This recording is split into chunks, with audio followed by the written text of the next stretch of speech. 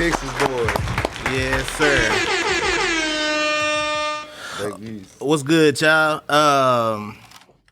Appreciate it, Raven.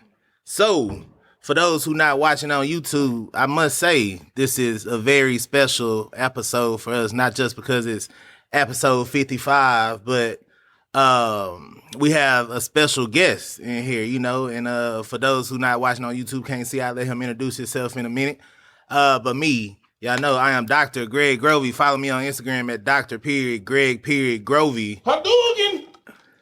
And follow me on IG, KJ.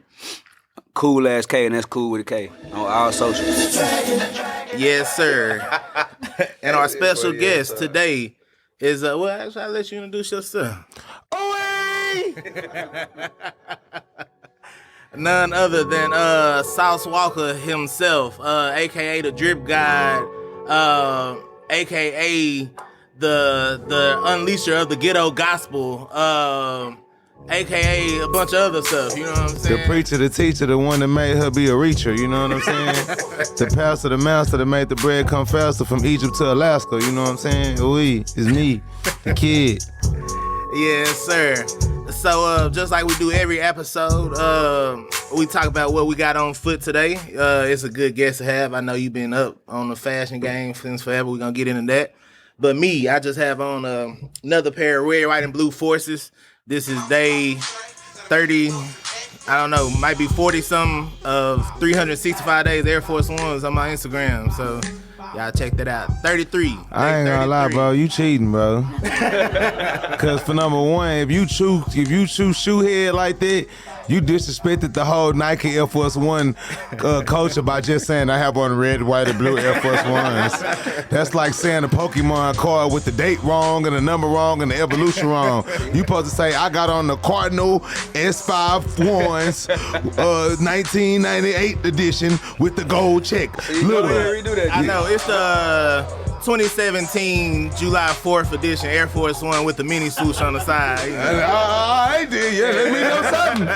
Let me know something. We need fact check around this motherfucker. I ain't trying to, that ain't sound like no shoe enthusiast to me.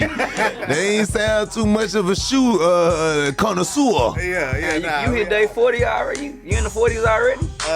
Today 33. 33 or 365, all right. Yeah. Well, today I got on, inspired by my man right here, the Louis Vuitton Don himself. I thought me and G going crazy, but when somebody else in the building that go way crazier than you do, then you gotta give it up. Hey, but before we'll give him up because he is a Louis Vuitton Don, but I ain't gonna lie, off camera, he seen my bag and was like, if I want to sell it, let me know. So I got one up on him. You know that's what I'm saying. That's what makes me the Louis Vuitton Abraham that I am.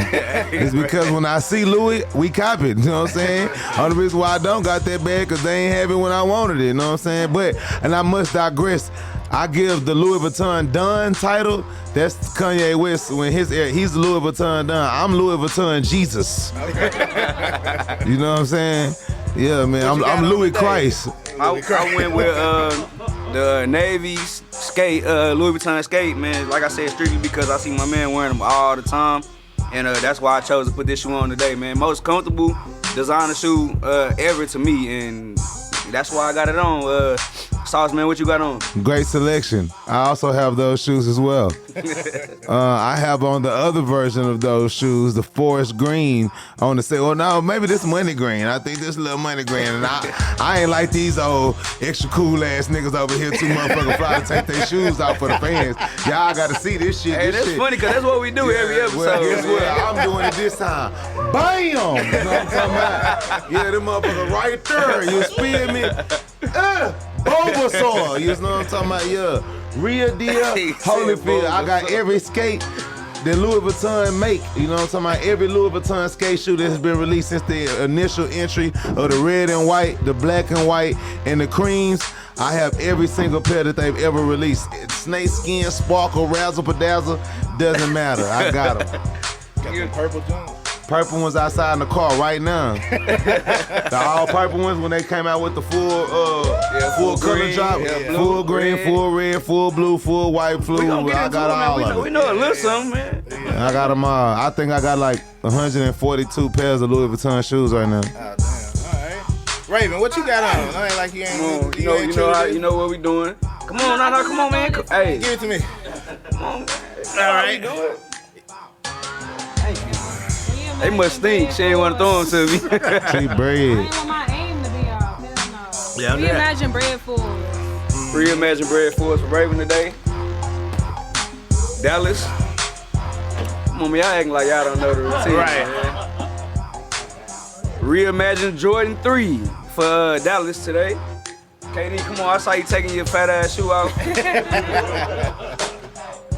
For KD, you almost hit our light, big ass. What size is it? God damn. DMP Jordan 11. They ain't do that one right, but they gonna Yeah, cause what the hell are these? premiered by Dan the Man First worldwide. Hold on, can I? Damn, it's my podcast. Premiered by Dan the Man First worldwide, followed by Gunna. The only two people in the world who got this shoe. Go ahead. I don't know what it is. Dan, go ahead, get on the mic and tell us what it is. It's the Adidas Addy Zero Aruku. All right, what else? Thank you. Hanigato. Okay. Hono akuruki. Color got the Air Max 90 Volt colorway. What year is this? 2019. I must say, as classic as people make that shoe, I hate that shoe. Yeah, I can't get with it either. This the everyday right here. Yes, sir. You know. Those are security guard Yeah, classics. look. We gonna get you some of these. You'll change your mind. Look, I'm see not- over there. All G wears Forces. I'm on my D's, third pair. I'll play with And Louis. That's it. Hey man, let me tell you something. The pain and glory is to be dealt with. Famiro, man. All black, true black colorway. Yeah, That's it. That's it. There's some good security kicks right. Them good kick asses. Y'all don't. You know what? Come on, man. You got some heat on, man. Come on. Come on, man. You know my boy come Come on, through. man. You went hard, We come right? through with heat. You know that TSF business. We come through with heat rock. Nike SB Dunk Low, man. This With some heat, man. We needed that. Thank you. With the both of the shoestrings in there. You Yeah, have man, to he went mention- crazy, man. And the lime green shoestrings, that's for the slime machine that Bart Simpson go to. Everybody don't know the sauce now. You know what I'm saying? That's for the legendary machine where they get the from Habubu, Habibi, whatever my boy name was on there. Habu. And that's on foot, man. Yes, There's a lot of sir. heat in here today, man. Appreciate y'all for participating. Yeah. Well, my Y'all know man what- South say it ain't no different today, K. You know what time it is, then. Dan, you know what to do. Give us a beat, Dan. Yeah, man. Come Dan on, ain't man. never felt the pressure before. Don't let us down. Don't let my man down, Dan. Come on, Dan. You gotta come with it. Come on, Dan. Let him know if he don't come with it or not. He want to go West Side Gun. I guess that's approved, Dan. Go ahead. I want to hear these shoelace boys y'all for the same. Hey, like I said, we freestyle, but we not good though. See, me either. Nah, we I been only rap on the weekend. Hey, it's Friday. Damn. Yeah. Dallas, man, kick us out. All right, G, fuck it, come on. Yeah. 3 kings up here, something like a boss. Holla at my boy, he came down, that's the sauce.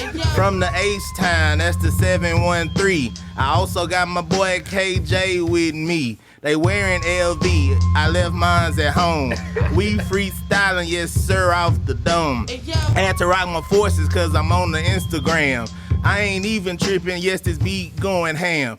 It's Beat going ham, hold up, G, let me wreck it. Yep.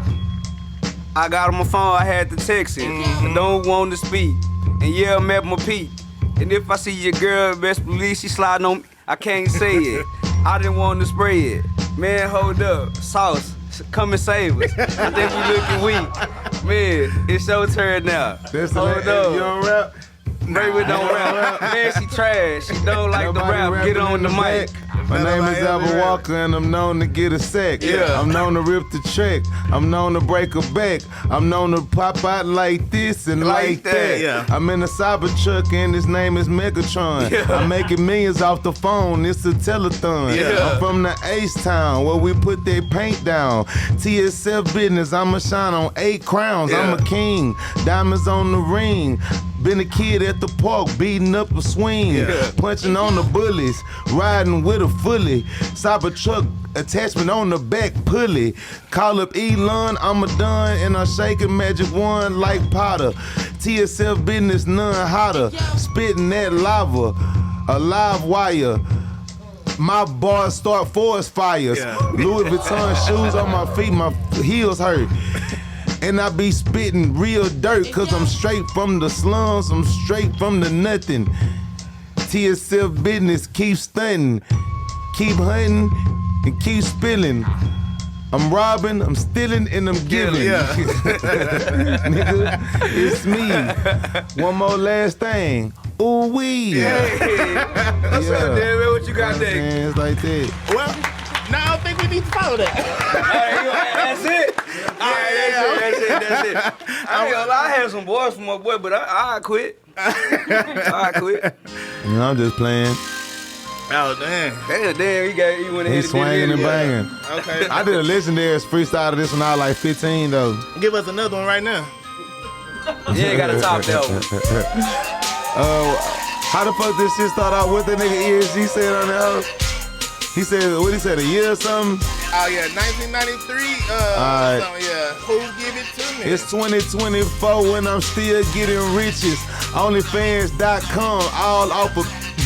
You know the word, I'm fly than the bird. When I rap, they gon' say these words is absurd. I'm hopping out the refrigerator, wrapped it all pink. TSF business, Young P up in the mink. I washed it in the sink cause I had to clean my hands. Just did the dirty work and smacked somebody's mans. With the 9mm, that's the Glock. A TSF business, I'm a live shock. Got the Nike shocks, but I ain't Vince Carter. TSF business, I'ma ride off with your daughter. Who daughter is that? That's the Bill Clinton. Cause I'm trying to get a new house, where's it's written. Trying to pull up in the Astra van. TSF business, pull up the soda can. I'm the man, understand, I ain't playing. Left hand, Super Saiyan, shooting off a beam. Know I'm on the scene, diamonds looking clean. I'm in the gym now, so I don't drink lean, cause I'm trying to be clean and change up my vision. Beat somebody up for about 35 minutes and won't get tired cause I got my second win. Free Sancho Saucy, that's the yellow twin. I'm in the yellow Benz, that's what I bought my brother. It's cold outside, I might walk out with a cover, cause I can't shiver, but I will deliver. I'm a real boss, they get scared, I make them quiver. I can't wait for Christmas time so I can open up a gift, jump in the stick shift and roll off a cliff. And I will not die cause I'm a god like I did last time when I ran in the track hawk. You better not give me no back talk. Yeah, man, some shit like that. Hey, man.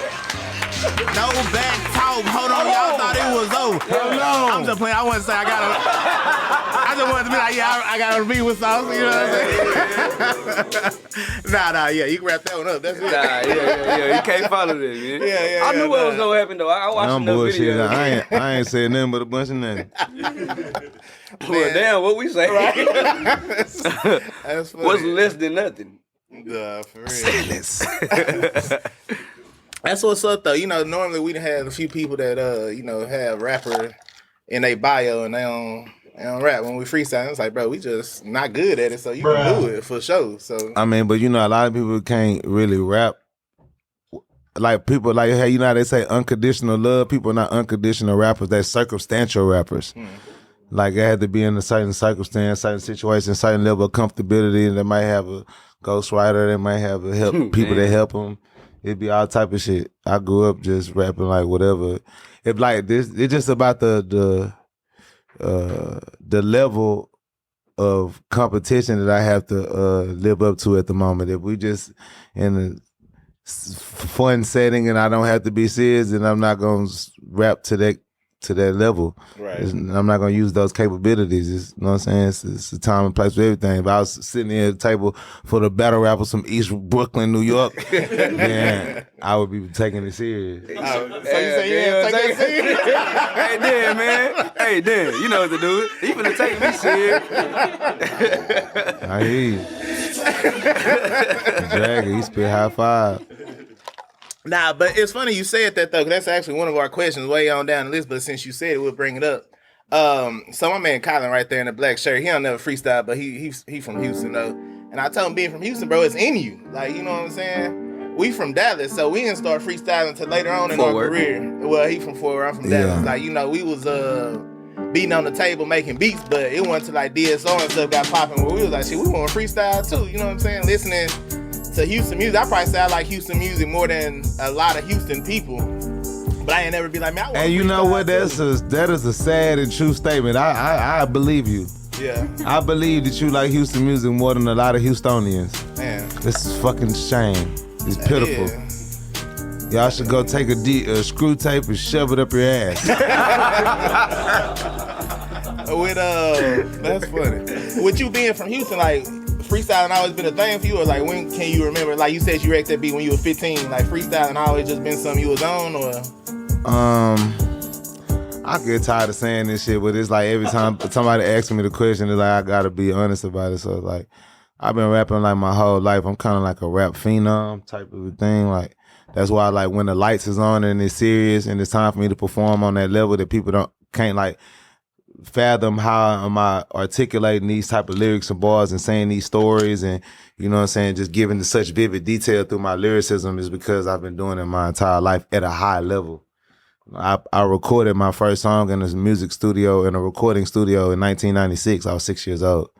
It was the first time that I was in the booth with headphones on my head and the engineer was pressing record and the DJ on the turntables was turning this, like, playing the beat off the turntables, you know what I'm saying? Hooked up to, I think it was like fucking Acid Pro or some shit like that. Garage Band, like this way back. It probably would even, I don't even think we was on Acid Pro to be real. I don't know what we was using back then, but we was recording on cassette tapes. I used to record at this place called Diamond Cut Studios at King Flea Market.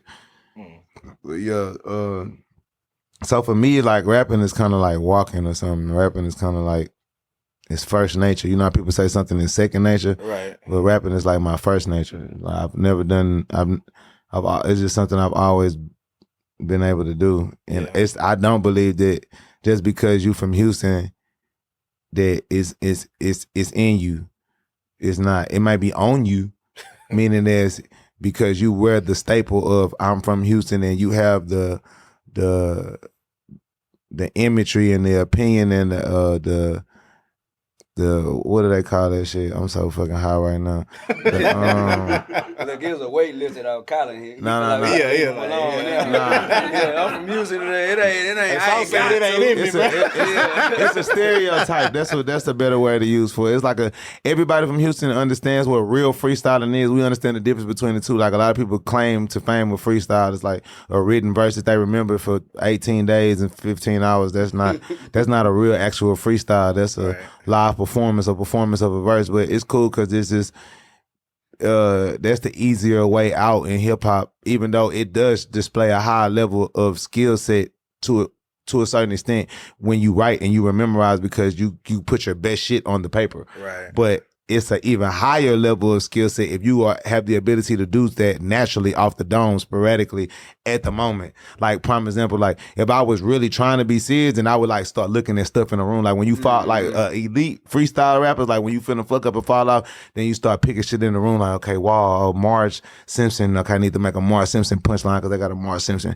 You got the juice, the essentials water. I need to say somebody essential. Like it's shit like that. Yeah. It's like extra skills that you gotta have to continue. A continuation of a freestyle off the dome. Right. You know what I'm saying? It's random, but do you have a top 3 like freestylers from Houston? Fat Pat, Lil Kiki, and me. Amazing. Man, I saw for sure on Instagram. You got 2 million some followers, but it's a white dude that be freestyling. He wasn't a Harry. Oh yeah, he Harry asked something, the but crowd like for that words too. and then Yeah. he freestyle Freestyle and that. use every word that they gave. Yeah, that's elite. Yeah, That's what I'm saying. I don't even know nothing about this guy, but I just explained to y'all that. Yeah, that's great. That's what he do. But and he follow you too, so that's. I'm pretty sure he follows me because I'm one. I'm a goat. I'm elite. Yeah. So, and some of these questions, like I say, you got, like I told you back there, you got 100,000 interviews online, but you know, with the people that watch us and stuff, we heavily focus like on shoes and fashion and stuff. So I'm some of the fashion icon. Yeah, that's why you here. So some of the rap questions might kind of be repetitive, but to our audience, they probably unaware of some Man, stuff. shoot your gun. Yeah. So with just like with you being from Houston.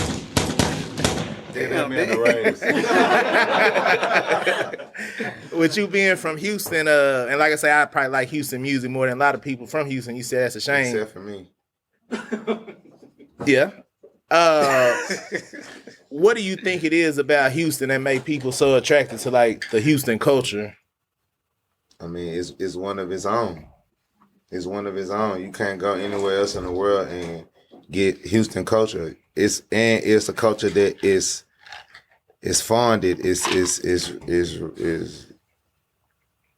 loved. Is people try to re-implicate it. People try to reconstruct it or like try to make a different like try to add their own essence and their own history, but mix the Houston shit up underneath it as the foundation and try to mask it as something else. Right. But at the end, everybody still realizes that this is not true Texas or true Houston flavor that they want. You know what I mean? Like, to say that in layman's terms is like people from all over, when they see the reaction that you get from having a double cup and the difference in the room between you being a guy in the room with the double cup when everybody else is in with the red cup, the blue cup. What's the name of that shit? Solo. I don't even know the name of that shit because I'm from Houston. Like, but a solo cup. It's just a different aesthetic. It's just a different.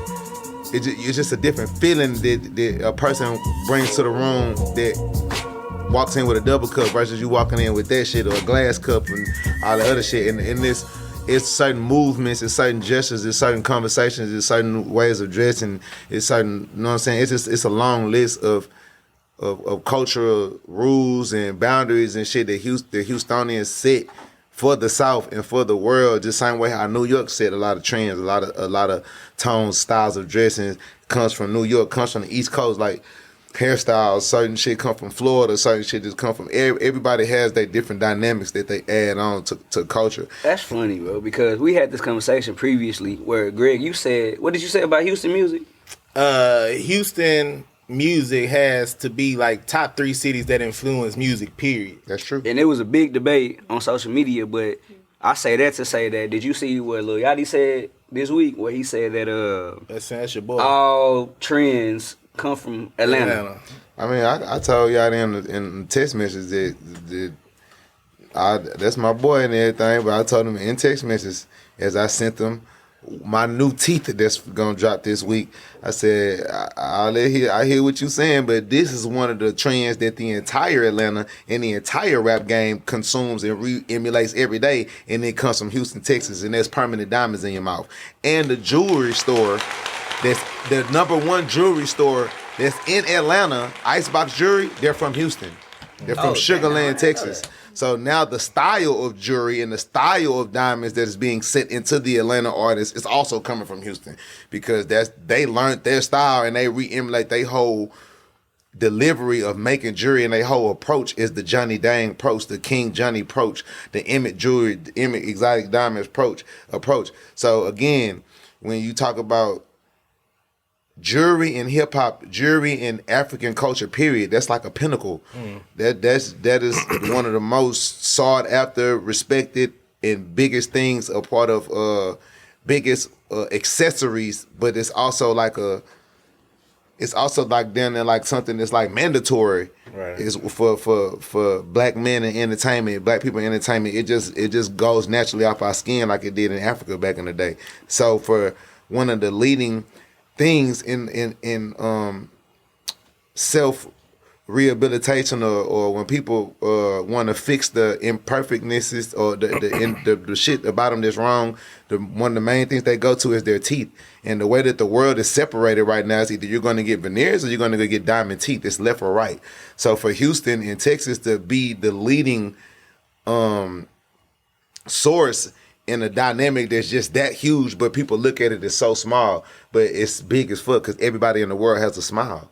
Right. And we're living in a world right now where people feel that you obsolete or you insufficient if you do not have a smile that has been curated or invested into. If you got the same smile that you was born with, in certain rooms or certain places, people don't feel that you adequate or you not making enough money or you haven't got to a certain stature in life to where you can fix what's obviously the rest of the room is going to feel it's wrong about you. And Texas is leading in that because large people in the world don't want veneers because veneers is not in most cases, veneers is not actually fixing what's wrong in your mouth anyway. Mm-hmm. They're just covering it up if you don't go through the full process. So a lot of people are saying, if I'm going to go through that, I might as well go through the dental work and put diamonds in my mouth. And if I'm going to go put diamonds in my mouth permanently, I need to go to the best place to do it. Just like a person want to go to the best surgeon, the best doctor, you're going to go to the best place to put diamonds in your mouth. That's Houston. Same thing with the double cup culture. That's Houston. Same thing with candy painted cars. That's Houston. Same thing with swingers. That's Houston. We don't drive cars the way the other people ride cars. It's slowed up music. Slowed up music is being used in every art form of music in the way it was never used before, from Zydeco music, country music, R&B music, rhythm and blues music, fucking house music, and every sort of DJ or sort type of producer, some type of mass executive producer that's putting together this big project is incorporated slowed down culture, screwed up culture and music. And I could keep going on and on and on and on and on about other shit that Houston has brought to the landscape. Now, in my opinion, if I was to say, even when it comes to words like, you know what I'm saying, for shit show, twin is not an Atlanta word. Twin is a Houston word. They don't come from Atlanta. They come from Houston. They come from the Sauce Twins. It was just a certain line of respect that the whole state had for the Sauce Twins to where they just not going to call anybody twin, like how they just overly used it in Atlanta. In Texas, right. It's like, if I don't look at this person as like my real brother that I would die for, I feel like we went through the same struggles, I feel like your mama, my mama, your auntie, my auntie, your granny, my granny, that's the only way I'm going to call you my twin. And I'm going to call a bunch of people my twin because that's virtually impossible. What vagina has made 40 twins? So therefore, they diluted the meaning of twin and tried to just, you know what I'm saying, bombard it and make it something else when you supposed to have one twin. You're not supposed to have every person that you meet is twin. Right. That's like I don't know, that's like you a Muslim and every person that you meet, you saying Inshallah to them and they don't even believe in Allah. That's not even up they just riding the bandwagon just for the pictures and to wear the kufi. That don't make sense. So it's like, but what I will say that Atlanta has done is they have triumphed the album selling side and the creating great music and hit music, and you know what I'm saying, they have led that, you know what I'm saying, they led making good music and selling big records and doing all that shit. But when you talk about trends as far as like how people dress, I can't get that to them because I mean, from New York to California to Houston. I mean, like, promise that I would just say this, just say this for the record, with no disrespect to no party involved. Because like I said, I fuck with Atlanta, I fuck with Yachty, I fuck with everybody. When you say a city added something to the game that's a trend that people do, I would like to ask the question, what is the trend that everybody does dressing-wise or appearance-wise that comes from Atlanta? Because I can't put my finger on it. But if you say, what's the trend that comes from Florida, we could say Wicks. Right. If we was to say, what is the trend that comes from New York, we could say a long list of shit. Air Force Ones, fucking Timbs, Nike Techs, flat press hair. You know what I'm saying? If we go to Texas, we got grills, we got the braids, we got the Southside fades, we got the shag, we got the tall tees, we got the starchy pants, we got the grills, we got the piece and chains, we got just the like I said again, the double cup culture. Like this is a fashion thing on top of a, you know what I'm saying, what it's actually used for. Everybody that knows the history and the culture behind this. When you see Lil Kiki, Lil Flip, Lil Wayne, and any of these people pop up with this cup. This shit hit way harder than a Cristal bottle. You know what I'm saying? And this is something that everybody want to do. It don't matter if you're a gangbanger. It doesn't matter if you're an actor and you just like. We got Aiden Ross on stream talking about buying syrup and sipping syrup and all that. And so, at the end of the day, we know, okay, do you want to talk about California? We got Bloods, Crips, Red Bandanas, Chuck Taylors, fucking Dickies, fucking tall socks, certain styles of braids, fucking nose rings, Tupac. I mean, just respect. I mean, it ain't no shit that I would do. I have nothing against it, but for them, and it's gangster for them. You know what I'm saying? So, but I'm saying it's like a lot of shit. Feel me? You can't even say the one thing that, like if a person would be like, okay, well, like, Atlanta came with, I'm trying to get Outkast, okay? Let's just say Outkast, right? But it been Erykah Badu's and Most Defs and weird Afro, super black Afro forward. They been, so it's like, I don't know. You know what I'm saying? I don't know what's the thing. You know what I'm saying? What, leather pants? Motherfuckers been wearing leather pants. So that's what I'm saying. I was like, we were wearing leather pants. You can't say that. Yeah. I can't pinpoint that to Atlanta. Can't say jewelry. Can't say. I'm really trying to give them one without being disrespectful. You know what I'm saying? I can't. No, I ain't even. No disrespect. I ain't just can't on nothing. I'm just trying to. When you say these things, it's like you got to stand on them. But like you can't say, "Oh, Atlanta brought wallet chains." No, y'all didn't. Lil Wayne, Joel Santana, they've been wearing wallet chains. And Eddie Hardy. That's been going on. I'm trying. Jewelry, we already established that the greatest jewelry, again, with no disrespect, Atlanta don't even have a great jeweler of the entire generations of life. Up until y'all just starting to get jewelers that we kind of know. Why, like that's brand new. He probably not even from there. We talking about Ben Baller. We talking about Johnny Dang. We talking about Jacob the jeweler. We talking about King Johnny. Like these people are like epitome. These people are household names and we gotta give Atlanta something. I'm trying Dallas to think. Color, I said good music. Who? Civil rights movement. Atlanta? I just Googled it. No, I'm trying to see. We saying what do people do? Even Chicago, you could give Chicago 1,000 shit that Chicago do that people do. From drill music, skinny jeans, the type of dress that they wear with the twisted dress with the. It's all type of shit that you could on phone them gang. Yeah, slang. Like slang. Like I ain't even want to go into the slang. Like that's what I'm saying. Like and that's another thing I say too. Like a lot of Atlanta slang is immigrated, borrowed slang versus to like Atlanta. One of them places that you move to. It's like Austin. Like it's one of them places you get a little money or you feel like you can do better. It's like LA. Like you move there. I feel like Atlanta is full of transplants, just like Austin is. But. Yeah, with no disrespect, all love to everybody in Atlanta. I just really can't think of the thing that Detroit. You got buffs. Like I could keep going. Detroit, you got buffs. Like it's all type of shit that people. I just can't think of what they gonna say. You can't. The thing that they would try to claim. What they gonna say? Skinny jeans and Air Force One. You can't even say that. Nah, yeah. You can't say that. You could we can go to New Orleans, Dickies suits to New Orleans, G-Nike. Soldier Rag. Yeah. You Spearmint, the whole NBA YoungBoy cigarette kit. But that's you know what I'm saying. That's real Baton Rouge sauce though. Right. It's a million motherfuckers that look like this little bro. That look like bro. Bro didn't really. So I don't know, you know what I'm saying? What dyed dreads? I'm just saying. Let's give him dyed dreads. We gotta give him dreads, blonde dreads, maybe. Shout out to Atlanta for dyed dreads. I'm honestly trying to use Spearmint.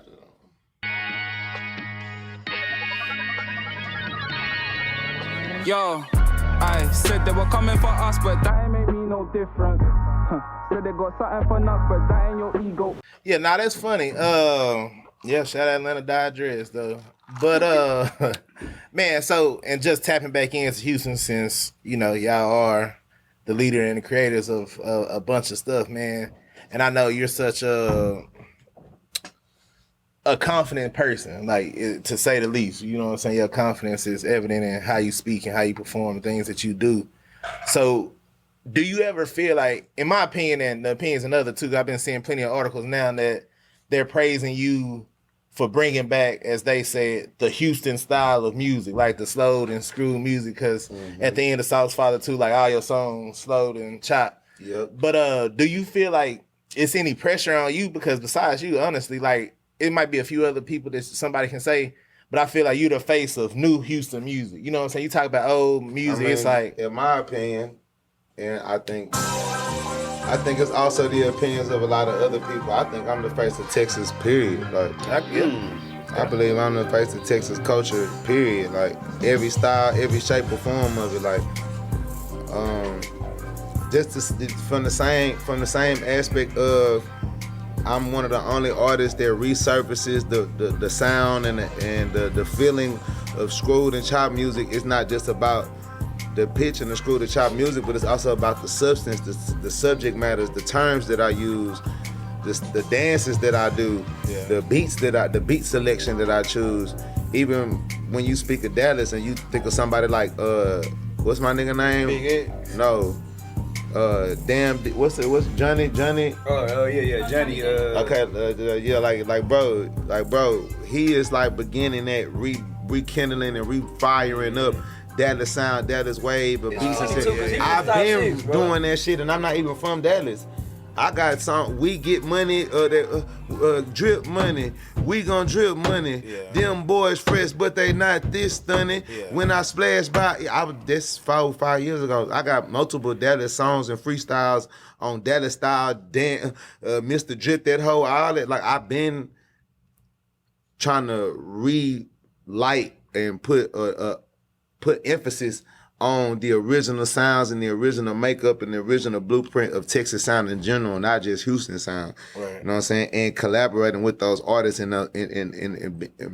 putting my 10 toes in those environments in each city in Texas where a particular sound emerged from. Even the young drill sound, the Arlington, Fort Worth, CJ Casino and them type of, even that sound that, you know, like Peso kind of fell up under that sound type shit. But he also like was a leader of that sound and like took that, like he also like created that sound too. And he from fucking Texas City. So it's like that whole, every shape and every form of music, from a beat frequency to cadences to just the substance and subject matter of Texas, I've done it and I've been a part of it and I've helped it grow. I've helped nourish it, or just old and new, along with the fact that I added a whole entire new genre and new style and new lingo and new dictionary to Texas culture, which is the sauce, which is drip culture, which is, you know what I'm saying, the sauce and needs, the Texas season is forever, the TSF.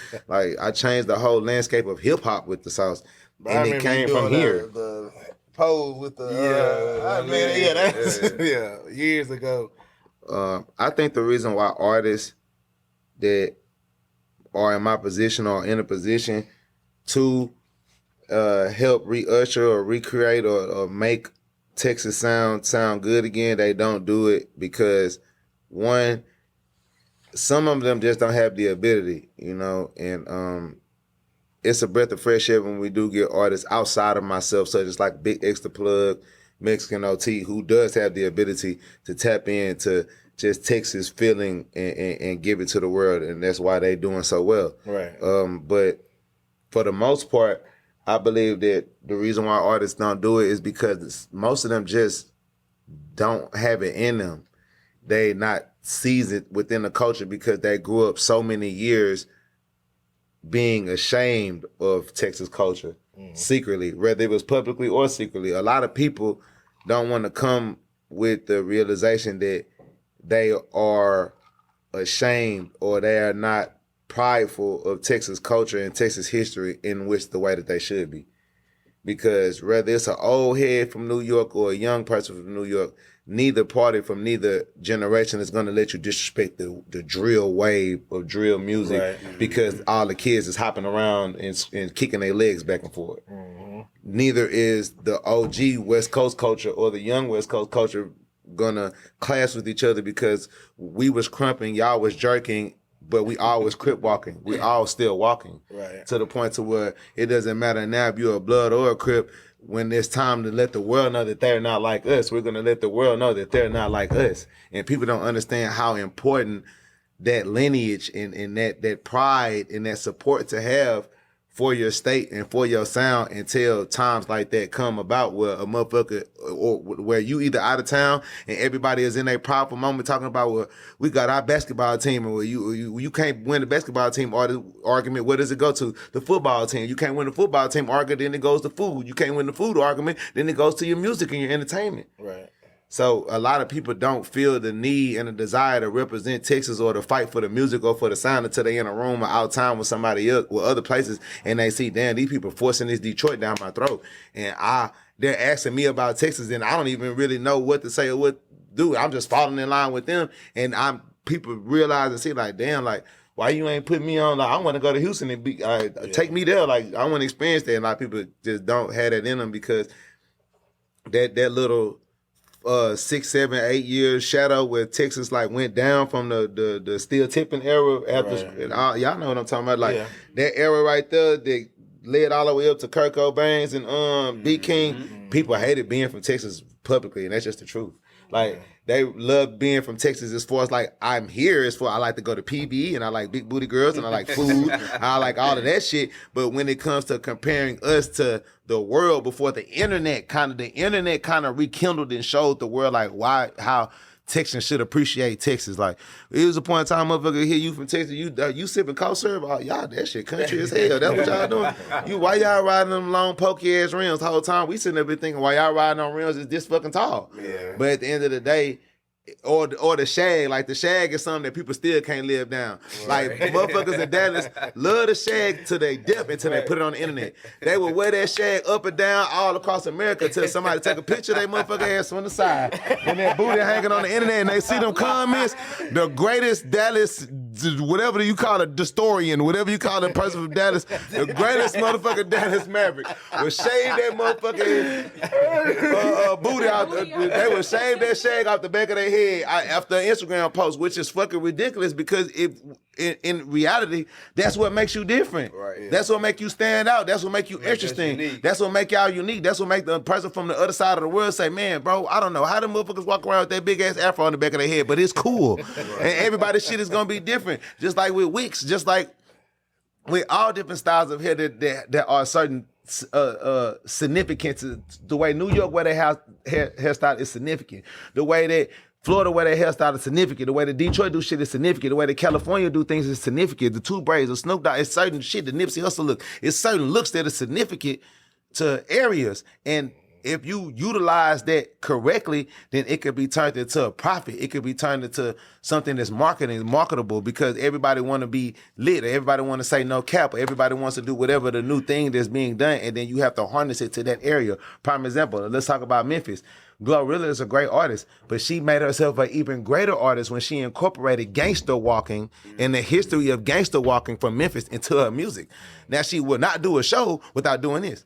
You know what I'm saying? And that is a huge failure that Texas has, is that we do not allow the fruits of our culture to help us and push our artists and lift up our artists, because it don't start with the artists, because certain artists try. A lot of artists try and they try to bring this and bring that back or do this or do that, but they just don't get the response that they want, because even right now with the Dallas dancing shit, as much as I remember how Texas was drunk over the Dallas dance move, like everybody in Texas' arms was wiggly. You couldn't go nowhere. But now with people seeing on the internet, jugging in Texas is like this. Jugging in Louisiana is like this. Because the internet feels that this looks more cool, even though motherfucker looking crazy as hell too, wiggly leg, doing all that jumpy shit.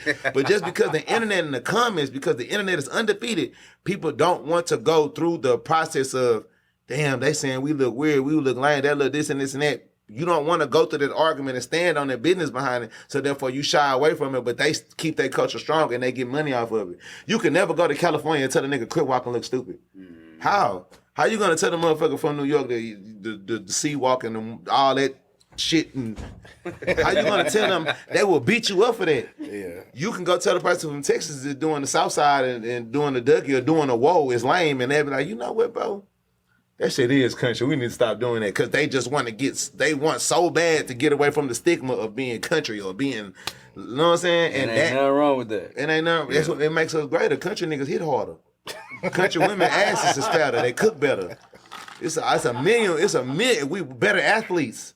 It's a million reasons and shit to be proud for to be from Texas. And it's just crazy that I just so happen to be one of the few only people to do so. And then the few people that do it, they see huge success, but only some of us are being glorified or respected or given a flout like Mexican OT and me with the cowboy hats. I've been wearing cowboy hats before Mexican OT ever came out. I was on BT Awards the cowboy hat before Mexican OT ever came out. Bougie hair in 2014. Come on, bougie hair with the pink one on. Stop playing. Stop playing. 2014 with Days Low. I've been doing this shit, nigga. I can't, man. It's on sauce, nigga. Been stepping out in regular clothes on with cowboy hats on like this is a new era fitted like this is Louis Vuitton. Bro, we talk about that all the time. I love the fact that Mexican OT is doing it now. He doing it every day. He doing it all the time, and he's know what I'm saying. He's standing on it. We need that. It's important. We need more of that. That's great. You know what I'm saying? And as a whole, if the state of Texas did more of that, see, this is what it's about. People be thinking when I be complaining about this shit, I'm just solely caring about, Texas not supporting Texas, our fans not doing our fans. Fuck that. It's about the economy. All of these things increase the economy. Y'all podcasts will be way bigger, way faster if the Texas economy supported its own economy the way it's supposed to. Right.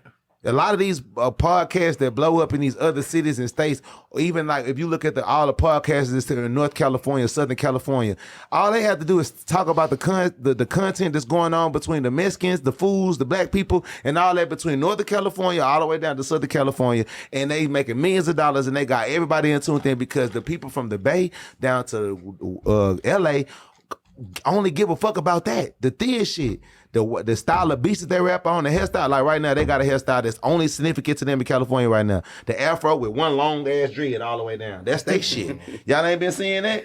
Nah, not yet. That's the news. That's I seen Ray Bond with it, and he from that's San the Sacramento, San Francisco hairstyle, and they using it. They gonna keep two, three dreads or one dread in the back with a small afro haircut. But it's more than just looking at it like, okay, this is a stupid ass haircut or that's weird. Motherfuckers is understanding we have to add something to the culture that's only for us, that only we do, that we are willing to fight against the odds of the opinion of the public to make it stand. That's the test of time like a fucking mullet or some shit. You know what I'm saying? And like that is way to see the other nigga come out with the shit. Mama, please don't worry. Some, just the nigga that, and then mama done something. The nigga, he was like this here. And then mama, the light skinned dude. Yeah, 2 a.m., the night still young. You live by the gun, you gon' die by the gun. Ain't no handouts for nobody. When I ain't have shit, they ain't offer me nothing. When I'm quiet, I be thinking about killings. A lot of nigga bitch may stay in they feelings. Saving these hoes, this shit here pitiful. All these little bit of bitch in my chillings. And mama, don't worry, you raised a gangster. I'm a survivor. It hurt me not being able to give you what you want since I was a toddler. right. Yeah, he went viral. And why did he blow up though? Was it really that? That's what people fail to realize is a lot of you artists, y'all need to hear this shit. Y'all think y'all make good music, bro. Your music sucks, bro. You're not that great of an artist. I don't care how much, even if you are that great of an artist, you're living in a world right now where great artistry doesn't fucking matter. Mm-hmm. People do not give a fuck about how good you think your music is or how good your friend or your cousin, your auntie, your daddy. People care about people. People are invested into people. People want to be fans of the characteristics of a person. Fuck the music, bro. So at the end of the day, when you blowing up and you got this song, mama, don't worry, woo woo, but everybody on the internet is making videos with the shit behind it. Obviously, it's not the song, brother. It's the fact that you have this hairstyle that makes sense with the way that you did the live performance video that created the engagement, that created the crowd. Now it's making the consumers consume. That's what got you the consumption of your product. But then you cut your hair and everybody left. Yeah. Now life start lifing, and whatever went on with brothers, whatever went on with brother. But I'm pretty sure if he would have kept that haircut that everybody was making fun of him about on the internet, then they was making their fun. But he didn't. Obviously, he didn't want that to be the narrative of him as an artist. He like, why is everybody only talking about my afro and my hairstyle, and that's becoming the subject of who I am as an artist, when I don't want that to be the subject of who I am as an artist. I want y'all to listen to my music, but you don't realize that music and art is subjective. It's one person that thinks this is beautiful, the other person that thinks this is trash. But at the end of the day, if the painting is 14 by 13, it's 14 by 13. That's not subjective. That's the fact. The fact is this long and it's this wide. So if the fact that the irregular shape is what made this painting cost $1 million versus the shit that you put on it, nigga, get your $1 million. You want motherfucker to think you draw good. That's all I'm saying. That make a lot of sense. See, I forgot what question we were talking about. Man, but with that, so we do I was talking to your pops outside, so we big on community give backs and stuff. So we do a thing we call Entrepreneurial Corner. So like we get a lot of people that come in the store be like, man, can you put my brand in here? Can you sell my clothes in here? It's just like, well, we not quite ready. Your brand not ready to come in here, but what you can do is set up a pop-up shop on Sunday. We put you on our Instagram. You can feed off our customers for free. Like, what advice you got to young entrepreneurs that can go? I feel like what you said kind of go with everybody. Like, you put it on artists, but I feel like any entrepreneur can make that shape. But is it anything you can say for the young entrepreneur out there, like, who kind of doubting themselves right now? It's just like, all right, what can I do to find my way type stuff? I would give three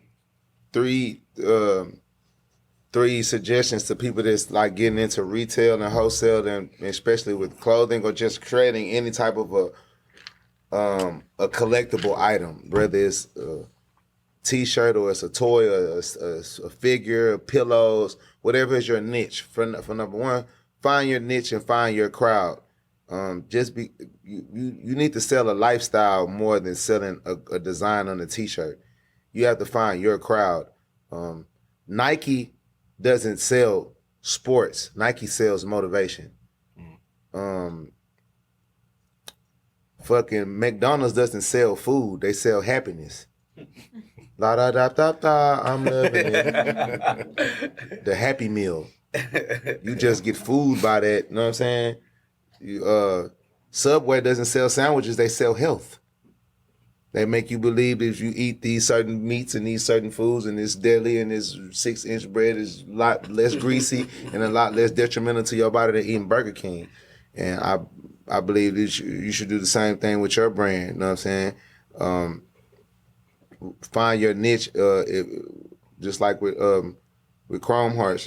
Chrome Hearts really blew up, of course, because of the rap culture and the hip hop artists, but it's because of the fact that they were selling stainless steel rings and bullshit that really pertains to rock artists and rock and roll culture and stuff like that. But then when rappers picked up on it, and you living in a time where a lot of rappers want to be gothic, or they want to be Marilyn Manson, or all that other stuff, and they want to be with the anti-cross and all that other shit.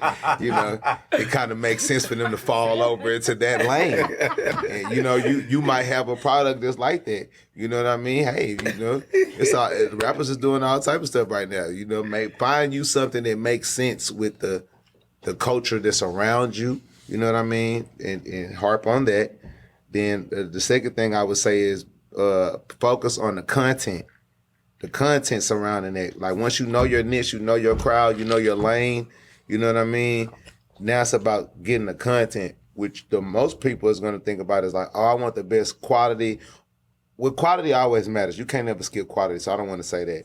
But everybody's worried about the creativity and the style of the graphic or the uniqueness of the piece that you're creating, which if you have a unique piece and you release this unique piece or you advertise this unique piece, all it takes is somebody else with unique vision to see that you came up with something that's cool. And if they have a bigger resource, a bigger platform, bigger money, bigger relationships with other stars and artists, all they're going to do is copy and paste your shit and beat you with your own idea, and that's going to make you get discouraged. That's going to make you, lose faith and lose hope, or not put as much in, or crash out, or now you're trying to change it. It just puts you through things. Versus to where if you're setting a life. If you are setting a content, I already talked about lifestyle, but now we're talking about the content. You getting people so much engaged with you with the content that's surrounding your item or your product that you're selling that I feel like I am being disrespectful to the culture of what I enjoy by buying a remake of that product from you. Like I would never put another pair of boxers on my body besides Supreme at this point in my life. I feel that it's disrespectful to my growing area to put on any other boxers that's not Supreme boxers or some boxers that's trying to re-emulate the style and the comfortability and what Supreme has done in the night. I don't know what is that called. Trousers or some shit. Like what do you undergarments for men or whatever. But like I'm Supreme. I'm a Supreme individual. I love what Supreme stands for as far as the brand and the sport with skating and underground hip hop and all of that shit, and then the way how Supreme has the genius to do a collaboration with every fucking single item in the world that is of significance. Right. We have Supreme Skittles, Supreme doorstop, Supreme Oreos, light, Supreme camera stand, Supreme motorcycle, Supreme everything. So to have a Supreme television and all these other things that's not supposed to be Supreme, when you can put Supreme boxers on, this feels great. And you should want to make a product and a name and a lifestyle that makes a person feel that if I'm not wearing the real one or the actual one, I'm not a part of the culture. I'm not a part of this. I'm fake. That's what makes Gucci Gucci. That's what makes Louis Louis. That's what makes Jordans Jordans, because it's a stature. It's a status quo. It is an accomplishment amongst the urban community, not amongst white folks. They think we're stupid. But amongst us, it is an accomplishment to wear the real thing of something that somebody else created. So therefore, black people or people that are entrepreneurs, not just black, all entrepreneurs in the urban community, whatever you are, whatever shade you are, make something that our community feels that they not real if they get the fake version of it. Mm-hmm. And the only way to make people do that is to get them involved with the lifestyle and the culture of something, because motherfucker, the D League ain't the NBA. All right, so like you just gave Supreme a lot of praise. So speaking on Supreme, is that like your dream collab, or is there a brand that you want to see yourself collab with in the future, or that you? I already did a photo shoot with Supreme a long time ago. I did a collab photo shoot. They paid me they gave me a nice amount of money to do a photo shoot for a collab that they did with BB Simon belt. They did the Supreme BB Simon belt, and then they had like a couple of Letterman jackets and some stuff like that. I did a photo shoot for them a couple years ago in a magazine spread. So do you have anybody that you want to collab with, or what's your dream collab? If you collab what you with mean, anybody, like with me as a person, or yeah, you as Sauce Walker's ex Louis in a company, yeah, any company. So you doing the designs, you like making you design a skate, like anything. I want to do something with to do something with Louis and all that. That's cool, but that's like in reality, that's reachable. Right. That's attainable. Especially now at the moment. That's not out of my reach. Especially like with me starting to buy the extraordinary stuff. Like basically, like once you start buying those cases, the crates and all that old $50,000 ass ignorant shit, you gonna get that eventually. Like it's coming. So like for me, if I could collaborate with somebody like a Crunchyroll and make my own anime, or if I could collaborate with PlayStation or Microsoft or one of these huge gaming companies, I don't know what they call themselves, but the people that create games, like the gaming, the graphic teams and shit, I could get my own data mining team, my own gaming coders, and make my own video game. That would be dope. Or, combat sports. I'm gonna do that. Like again, I'm gonna buy my own boxing gym. I'm gonna have my own boxers and fighters. I'm gonna box and fight too. That's for fun and shit, make money. Yeah. So like that's very realistic. So for me, it's like video game or my own anime. That'd be It's like a dream. I think games related to it. Shaq could have Shaq football. Yeah, I think that's real. I mean, it is, but again, the level that I would want my game to perform at, the type of graphics, the type of storyline, the landscape, just the server that would be needed to have this huge ass. You on some like Grand Theft Auto type. I mean, even if you don't have a Grand Theft Auto, even if it's just a game even if it's a game like Elden Ring or Devil May Cry, these stages are still emissive stages. Right. You're just going to play one stage at a time. Even if you're playing Final Fantasy, it's only one stage at a time on this huge ass map, but this stage is emissive. It's just not freeware. It's not freeware like Spider-Man. Right. Right. Professionals. Everybody, you know what I'm saying? First thing San Antonio, we couldn't do overnight line. It's something that Had to came. buy another mansion, I'm getting claustrophobic. When I bought a bigger Maybach, I'm getting claustrophobic. Went back extended, found them, I'm getting claustrophobic. Make sure that Rari drop, cause I get claustrophobic. Had to buy another mansion, I'm getting claustrophobic. When I bought a bigger Maybach, I'm getting claustrophobic. Went back extended, found them, I'm getting claustrophobic. Man, you mentioned anime. We were gonna talk about that later on, but since you touched on it, do you even have time to watch anime? Or like, what do you watch when you do the anime? Like, what's your right favorite now, anime? I'm watching My Hero Academia. Like, you watching anything specific, or you ain't really Right got now, I'm watching Kaiju number 8. I'm watching this other anime called damn, what's my nigga name, bro? This nigga so hard, fool. Monster Man. Remonster. I'm watching Remonster.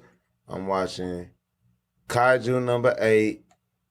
And I'm watching Windbreaker and Baki Cross. Baki go crazy. Kenjin, whatever the fuck that's Kenjin. They know what I'm talking about. Majority of them other animes I already like finished them and shit. And I really don't have time to watch anime like that, but throw it on in the truck, huh?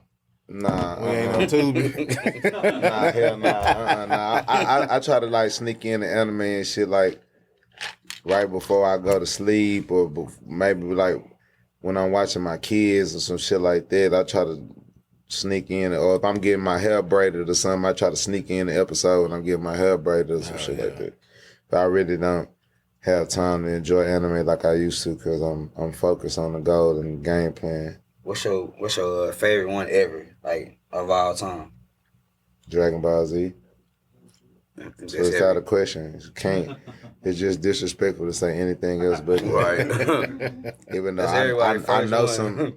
It's not my first Dragon. It's not by far my That's first. the oldest. Anime. That's my first one. Fuck no, they ain't even close. I was watching Trigun in 1993, 1994, Red North Star, Gundam fucking like I'm a real anime baby. Like I'm Bushido Blade. And they put it on I was watching Network. What that was Adult Swim. I was watching it before Adult Swim. I was making my dad right here. I was making this nigga them go to Blockbuster and all them like them old DVD, not DVD, but cassette with VHS stores and shit like that. Like one of the first Street Fighter.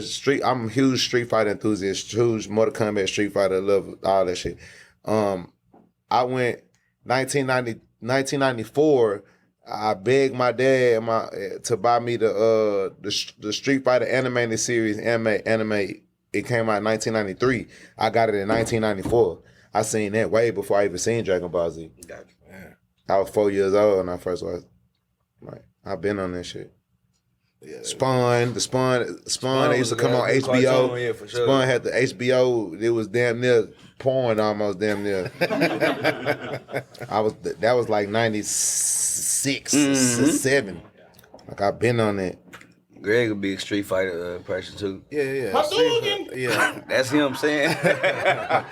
I'm more of like a game person. I ain't never got into like the anime part of it. But All of it. It's all the same. yeah. Animation. It's all animation. And a lot of video games thrive from animes. A lot of the best video games come from cartoons. A lot of the best cartoons come from video games. Nah, I agree with that. Since we on a kind of randomness before we go into like the fashion stuff, man, shout out to your pops for, making everything happen with this. So, you know, when we were doing our research, we had to do some research on you, Pop. So, back in the day, one of my favorite shows was Jenny Jones. And when I Googled your name...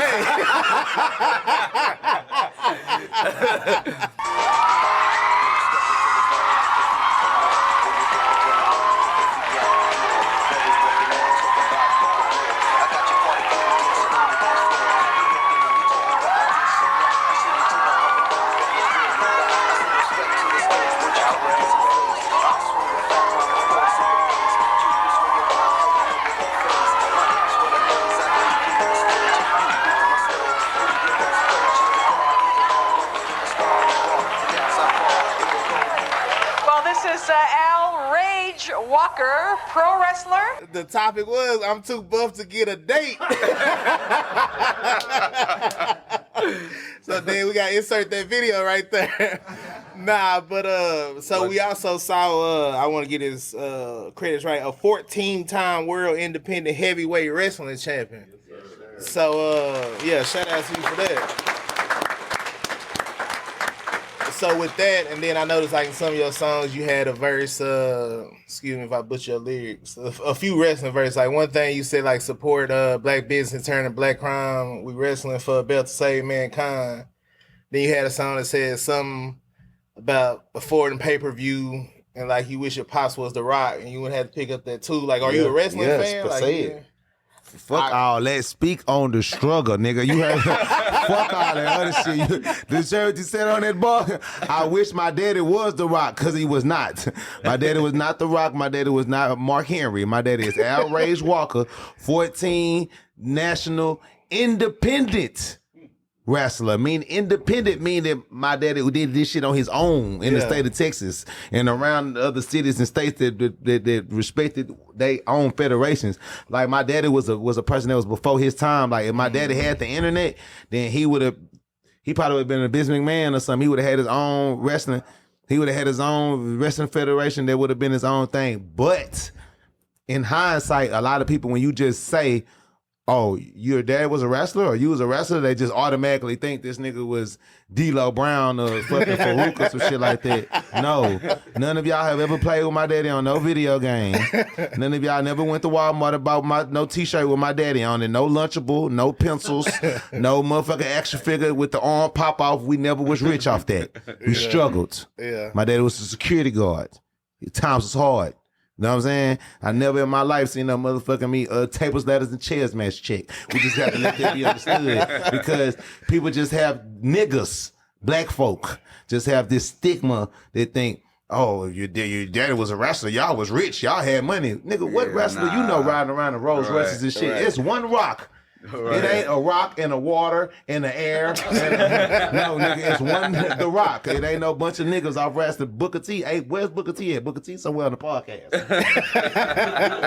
I'm just saying for the record, you know what I'm saying? But what my daddy was, though, was a genius and an incredible entertainer, and he was an incredible personality in front of the camera that I absorbed out of it. You know what I'm saying? My daddy he prepared me to be a superstar before I was a superstar. He made me do interviews. He made me, you know what I'm saying, get in front of the camera and rap when I wanted to. Because at first he didn't even want me to be a rapper. My daddy wasn't fucking with that shit. But once he realized, like, okay, this nigga just don't give a fuck. Like, this is what he's gonna do. Yeah. And he supported me from that point forward. Then it was like, okay, well, you think you want to do this shit? You finna learn what this shit mean. You finna go with me to this film studio and watch me edit these videos. And this was before you couldn't edit on the phone.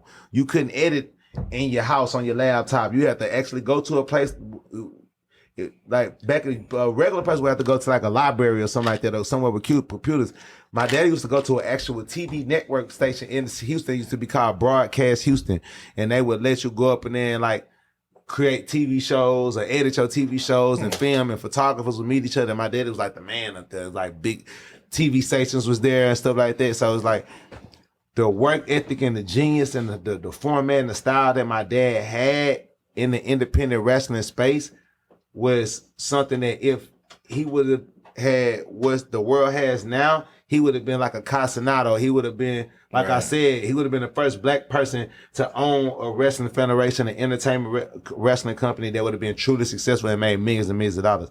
That's what I shot up about. All the wrestlers that's like in the WWF and stuff, they all know my daddy. Like it's just like being a rapper. You could be the biggest rapper in the world, but you know all the battle rappers. You done hang with battle rappers. You done went to battle raps. You know all the underground rappers. You know all you could be a rapper with 50 million followers, but your producer only got 1,500 followers, but he's a platinum selling producer. Right. So when you involved in these groups in these circles, everybody knows everybody. Mm-hmm. So my dad had he was a force to be dealt with in that industry, as far as like everybody would always like copy the way he dressed, or he was big and muscular and black bald head before that was a attractive thing, or before that was like it was no Morris Chestnuts and shit when my dad was doing what he was doing. They was kids. You know what I'm saying? Yeah. So it's like when my dad was going on Ricky Lake and Jenny Jones and shit like that, is like this alpha black male. Right. Other wrestlers couldn't get on these TV shows and get on that shit without the assistance of the major companies and the publishing, the PRs and stuff, publicists that work for WWF and stuff like that. So it's like my dad, his story was like kind of like mine. Like he was an independent person that had the talent, had the look, was making money on his own and creating a way, but he never really broke the mold. But he was featured here and there. Like, okay, I'm inside of WWF today. I'm on TV on this one little episode real quick. Right. But now everybody see I'm here. Everybody closing the doors and they pushing me out. And guess what? He can't contact them same people through the internet. You can't hit Vince McMahon and Stephanie and all the people through the DM, or because you did this great performance at this show tonight and you got all the oohs and ahs in the crowd, but all the wrestlers who already a yes man, they don't want this another big black motherfucker to come take out the shit. And guess what?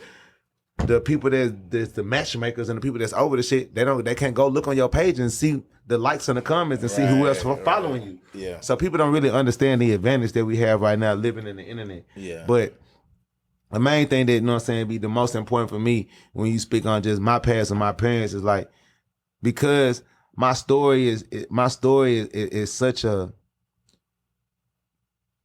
touching, significant, and also like, it's not even to use the word unbelievable. It's just very unfamiliar and uncommon for me to reach the level of success, the direction, the way, the route, and from the upbringing that I come from. Right. People not used to a black man saying that he grew up in a single parent home with his father and not his mother. Mm-hmm. That sound like Chinese.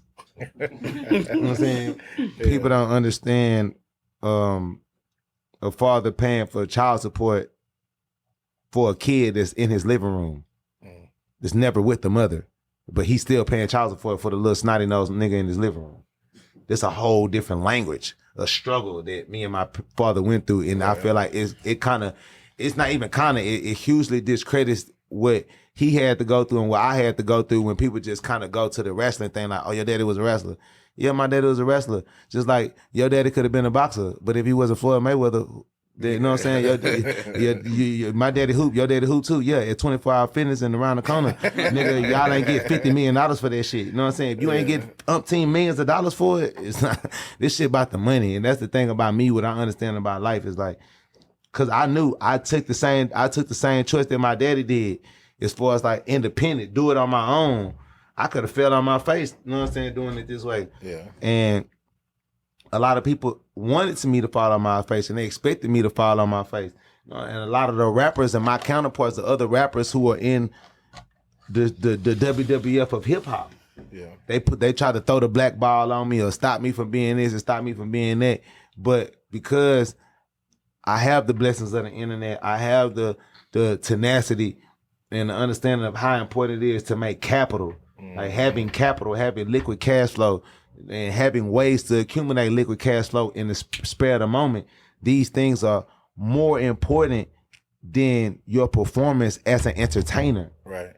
And I think like that's just something that I took very serious into the heart through all of my experiences in life, to where some people think that Mike Tyson and Muhammad Ali and Sugar Ray Leonard are the greatest boxers to ever live. But if we look at the facts, if we look at the stats, and we look at the money, it's Floyd Mayweather. Mm-hmm. So it's like a lot of people try to base their opinions on their feelings, but not the logic of things. And to base your opinion in the music industry off of, I think my music is good, or I like the way my music sounds vibrationally or sonically, that's the worst evaluation to set upon yourself to go into the music and entertainment industry.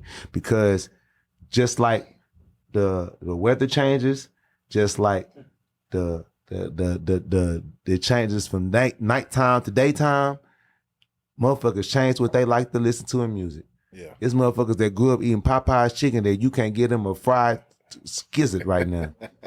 Fried chicken. So, you know what I'm saying? Yeah. You have to, if you're not a person that's willing to evolve and adapt and recreate yourself as time progresses and time goes, then you'll never be successful in these areas. And I think fashion is the same thing. Mm-hmm. Like if you want to touch on, let's get to the shoe stuff and touch on what he was saying earlier. He likes the Louis Vuitton skates because he can say that these are arguably the most comfortable designer shoes that's ever been made. Mm-hmm. And the reason why is because they're finally making designer shoes like tennis shoes and not designer shoes like fucking Italian leathery bullshit that motherfucker wearing to the damn tap dancing contest. You could still have luxury and still have significant style and cuts of fabrics of extravagance and fucking elegance, but it still be comfortable and wearable like a tennis shoe that we all love to wear every day. Right. And some of the greatest outfits that we wear are worn with tennis shoes and not dress shoes, but we would like for these tennis shoes to have Gucci, Louis Vuitton, Prada instead of a Nike check on them, because again, when we talk about representation, the meaning, the status quo of things, Nike never represents elegance. Even though Nike has more money than all of the elegant companies that make elegant products. Right. It doesn't represent elegance. It represents motivation. So speaking of... just do it. So speaking of Nike, lately, these days, maybe a few years now, we've only seen you pretty much in Louis. Like, have you ever been into like Nikes or Jordans? Do you have like a favorite Jordan or a favorite sneaker? Never. No. I again, I didn't grow up wearing that shit. Keeping it gangster. I didn't grow up wearing Jordans. I didn't grow up wearing Nikes. I grew up wearing Fila's, 2 for $89. Mm-hmm. I grew up wearing Adidas, shell toes, $45. I grew up wearing Chuck Taylors, $35. I grew up wearing British Knights from East Bay. That's what I grew up wearing. See, but the people who was in those positions and they had to wear these shoes because, we just couldn't afford them. It was always that shoe you wanted. Like, damn, I wish. And that's when I realized that those shoes are for boys. Those tennis shoes that niggas dying over that cost $200-$300 that overseas only cost them $25 to wear. Those shoes are for kids. That's why they got kid versions of them. The shoes I wear, they don't make kid versions of them. I wear shoes for men. It take men money. It take men discipline. Exactly. Playing the video game on hard. I play the video game on hard mode. I don't play the video game on easy. That's why I get the results that I get, and I go through the struggles that I go through. But me going through the hardships I went through in life made me look at life completely different from any human. I don't look at the landscape and I don't look at the blueprint of life as like no one else. I look at it though for what I see it as. Right.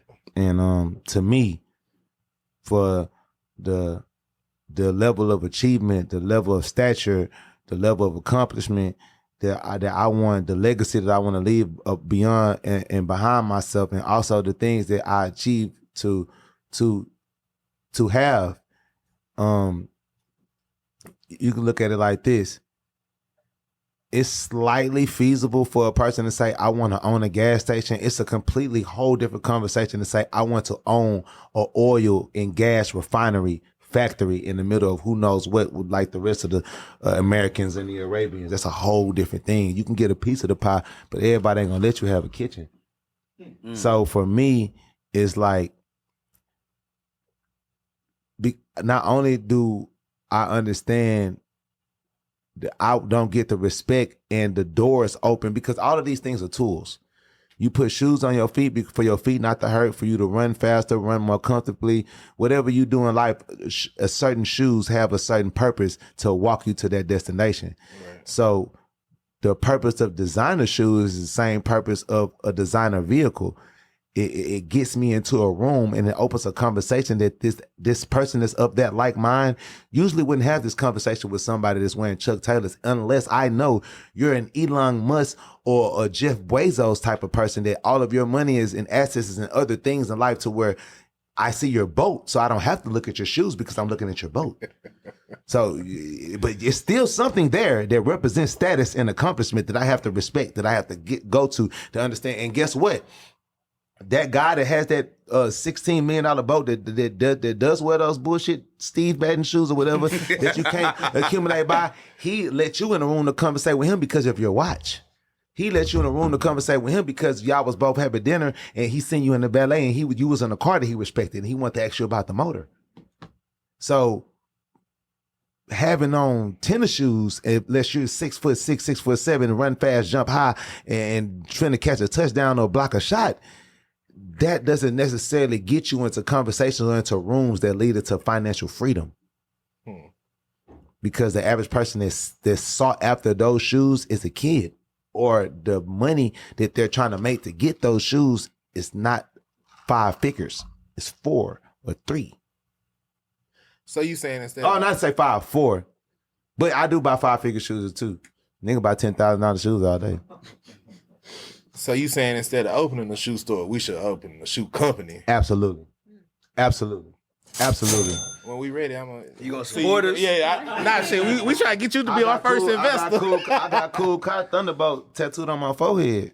That's one of our questions, actually. Because he invested in me, though. I ain't invested in Cool Kai. Cool Kai invested in me because he respected what I bring to the table as an advertisement. That's another thing black folks got to understand, too. Mm-hmm. Black folks, everybody always looking for OPM. We always looking to spend. And y'all know what OPM means because everybody laughing. So we're going to let the crowd know. OPM is other people's money. You know what I'm saying? Where everybody always looking for investors. Some people investment equity is not what they can bring in liquid cash, but it's what they bring with their splash. You know, say that again. I don't know. Nah, they didn't hear you. I don't think. Some people value is not equated by the dollars that they have, but it's about the resources that they bring to the table. Mm-hmm. And if you understand business, every business in the world, this is why music is so powerful. This is why music is so important, because music is the guideline, is the fathering tool of all knowledge. You learn 90% of everything that you know through melodic rhythm. A, B, C, D, E, F, G, H, I, J, K, L, M, N, O, P. 3, 6, 9, 12, 15, 18, 21, 24, 27, 30. Exactly. I could keep going on about nursery rhymes in life. That's how your brain was programmed. So just like when you think about buying your favorite food, when you're in the elevator, when you're waiting at a car lot for the car that you want to buy and you're sitting filling out your paperwork, when you're at a doctor, when you're watching infomercials, commercials, all of these things are led by music.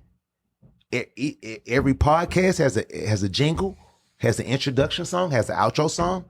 You all this shit you over there doing, because that is what opens the brain to connect the thinking parts of the cells in your shit to the soul to say, oh, okay, I need to remember that through rhythm. I need to remember that through the ice was broken. My brain was ready to absorb through the music. That's why more people pick up the characteristics that they see from music and musicians than anything else, because it is the greatest thing that talks to the soul. And anything in life that you want to sell, anything that you want to advertise it, you take music away from it, it's going to be shit. You make a movie, make Star Wars without the music.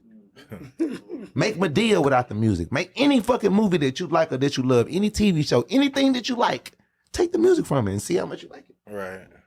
So I'm saying that to say from the original point is that a lot of people don't realize how important it is when you making a business that you have to not only attack what people are looking forward to when they come to your business, like, okay, like the clothes shit, like I I want to wear these shoes. I want to wear these clothes because I just seen somebody else wearing it. No, like that's a long shot. Right. Like that's like going into the gym and you just shooting at the basketball goal from half court. You're gonna hit one day, but on average, you're gonna do way more missing than hitting. You see what I'm saying? But if you come with a shoe and you telling this person, this shoe represents this for black culture, this shoe represents this for music, this shoe represents this for running or sports, but at the same time, it looks better, even though we made this shoe to be a runner, but it looks good. So we're going to call this the Balenciaga runner, but we really don't want you to wear it running. We want you to wear it stylish. You know what I'm saying? You see how they just whipped that up? We gave it to you and said that it's a runner. We put the title on it, runner, right, and we made it in that style. But through the music of programming your brain, that's why I'm saying the music part, the delivery of advertisement. That's what we're getting back to, advertisement. I gave you the title, runner, but I advertised it to you as fashion, it's lifestyle, it's wear it with big pants, wear it with flare jeans, wear it with this. So therefore, that is what's creating your sales. No company is going to do good without great advertisement. And black people fall short in advertisement because we don't want to spend our money on the people who are great at advertising. You know what I'm saying? A lot of the greatest companies in the world are only great because of their fucking commercials. A lot of these companies, a lot of the insurances, a lot of the restaurants that you eat, a lot of the Walmarts that you go to, a lot of the things that you do in life, you only do it because you have been susceptible to the programming that was given to you because you enjoy entertainment. So as you're watching Martin, you kept seeing this commercial to go here to try these tacos. And eventually it wasn't the first or the second time, but you went to go get the fucking tacos. So if you have a shoe store, if you have a podcast, like right now, what you're doing, this is marketing, this is advertising. Mm-hmm. You bring somebody with a more notoriety or a more trusted source or more whatever it is, or maybe somebody who's in a different space than you. You may be huge in this space, but they're huge in another space. Right. That's when you start going international. You could be the greatest motherfucker in America, but if Coca-Cola ain't fucking with Pepsi in Japan, Coca-Cola, we need to go get somebody in Japan to get us some yen.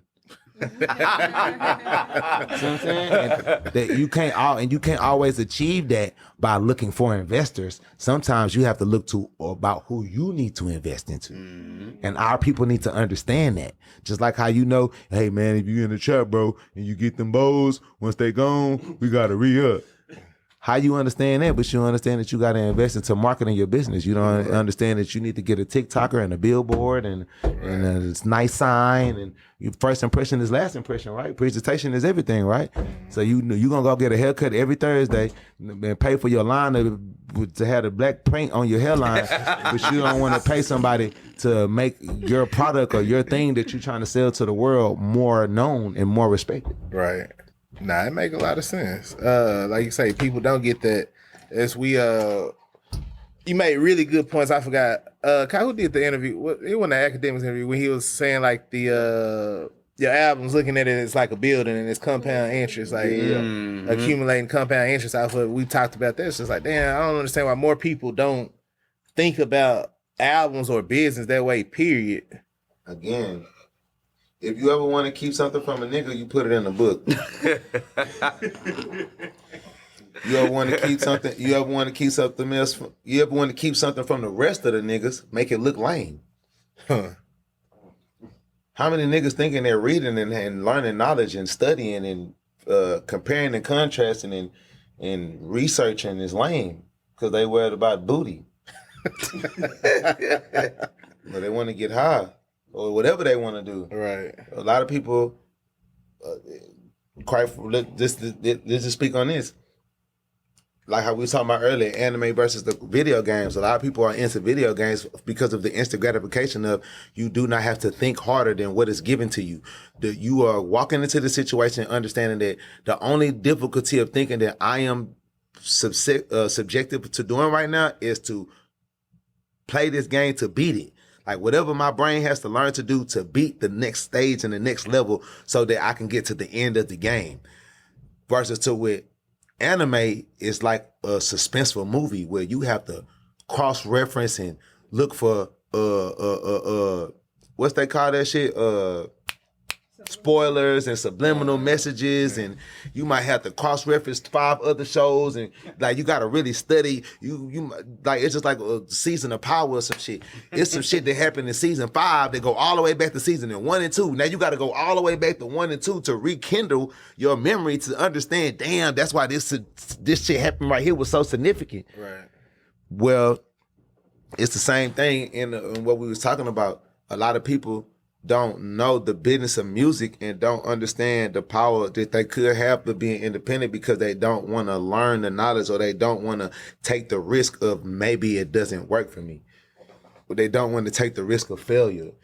It's like a person that don't want to holler at a girl that they think is attractive but think is out their league, even though she's going to say the same no to you that the police officer said when you said, can you take the handcuffs off and make them looser, sir? No.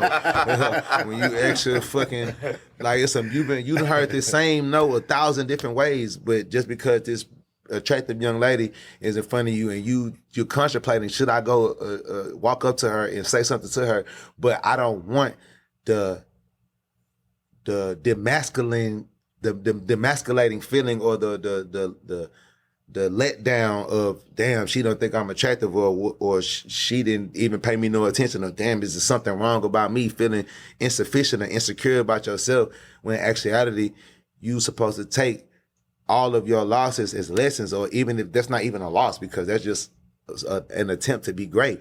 But at the end of the day, if you never attempted, then you never did anything at all. And people that don't do nothing are nothing. If you're not willing to use yourself or be used, then you are what? Useless. Who the fuck wants to be useless? And it's a two-sided spectrum, meaning that you can either use yourself, use your own balls, use your own legs, use your own capabilities, use your own tenacity, use your finances, use your hustle, use your belief system to make shit happen, or you can allow other people that have the vision, have the tools, have the other things that you don't have, but they see everything that you have that they're missing, to use you, use your abilities, your position, your whatever you have that they are missing to get the job done and go to the next level. Because guess what? Phil Jackson cannot jump or shoot like Kobe Bryant. But Kobe Bryant wouldn't have did what he did without Phil Jackson. Right. There's a position for a coach, there's a position for a player. A lot of people just miss that dynamic and don't get the job done.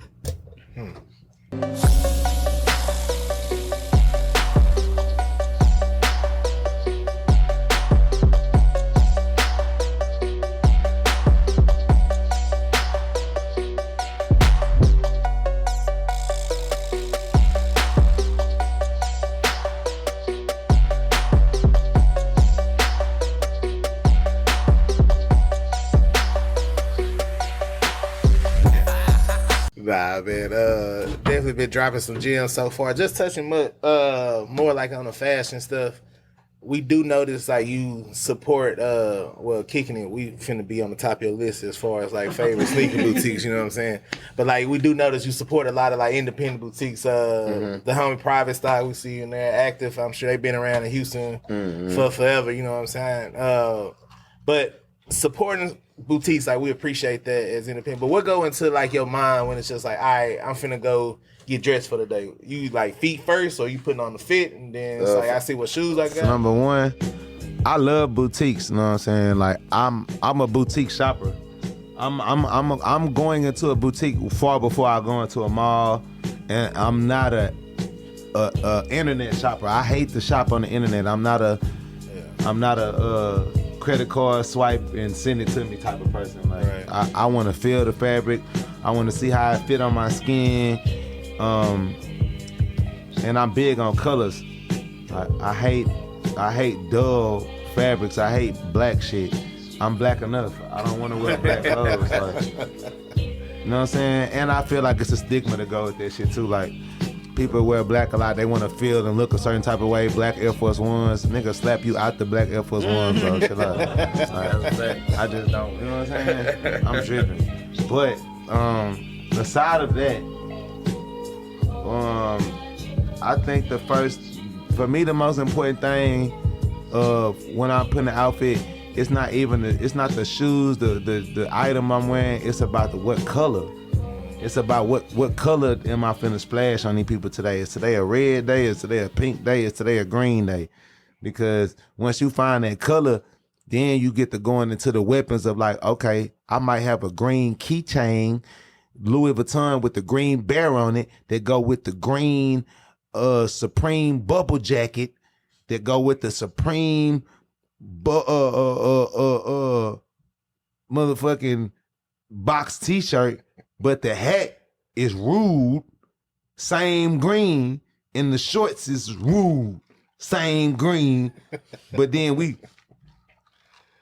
Louis shoes or Supreme, the green ones this time. They never seen it. You feel me? Like, I'm color first. Like, the color matches because I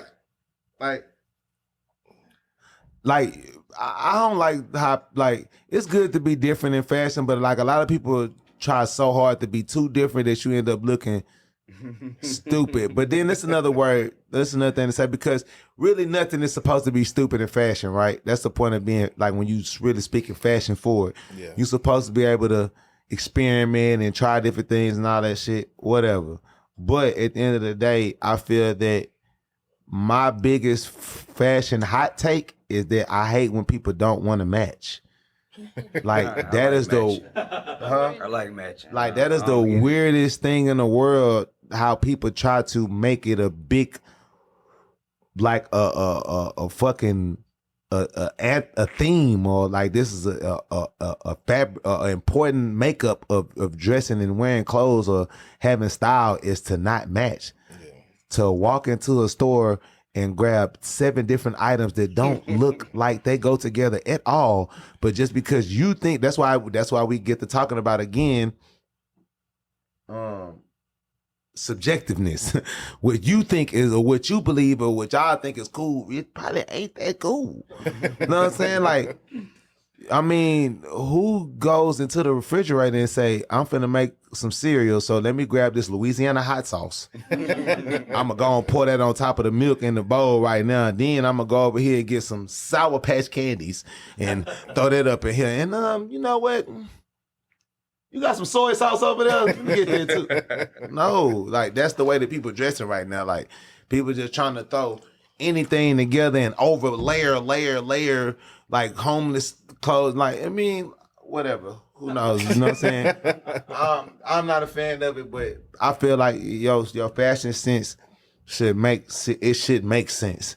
I feel like and I feel like it's different moods and styles that require different attire, but you can still incorporate your personalness. You can still incorporate your individuality in the way you dress. And I also believe it's so much harder for a man to get dressed and be fly and get the respect and get the honor that he's supposed to get off of his presentation being felt and his presentation being good. Because, you know, a woman can go put on a blanket from Walmart and get a Louis Vuitton Rolls Royce nigga. It's very, very, very, very rare. Very, very rare and very seldom that Dickies and muscle shirt wife beater guy gets the Birkin bag, private jet, either great workout body girl or BBL lip girl, whichever one, the ones that's getting flued out and getting what that boy said. Have you ever been swallowed? Those girls right there, they ain't fucking with bro that can't put them on their flight. They ain't fucking with bro that can't get their hair done. They ain't fucking with bro that ain't sending them that when they send them the shit and they go put it, the change come. I don't know which one of them apps it is. I don't fuck around. Look at her, she knows. Yeah, you see what I'm saying? Yeah, that's not fair. So the fact that a man has to earn these things, you have to earn, you know, the attention of a woman. You have to earn, you know, dressing nice and looking good and smelling good and, you know, just being considered attractive or a role model or substantial or influential looking man, the least that we all should do is match, bro. Make it make sense, bro.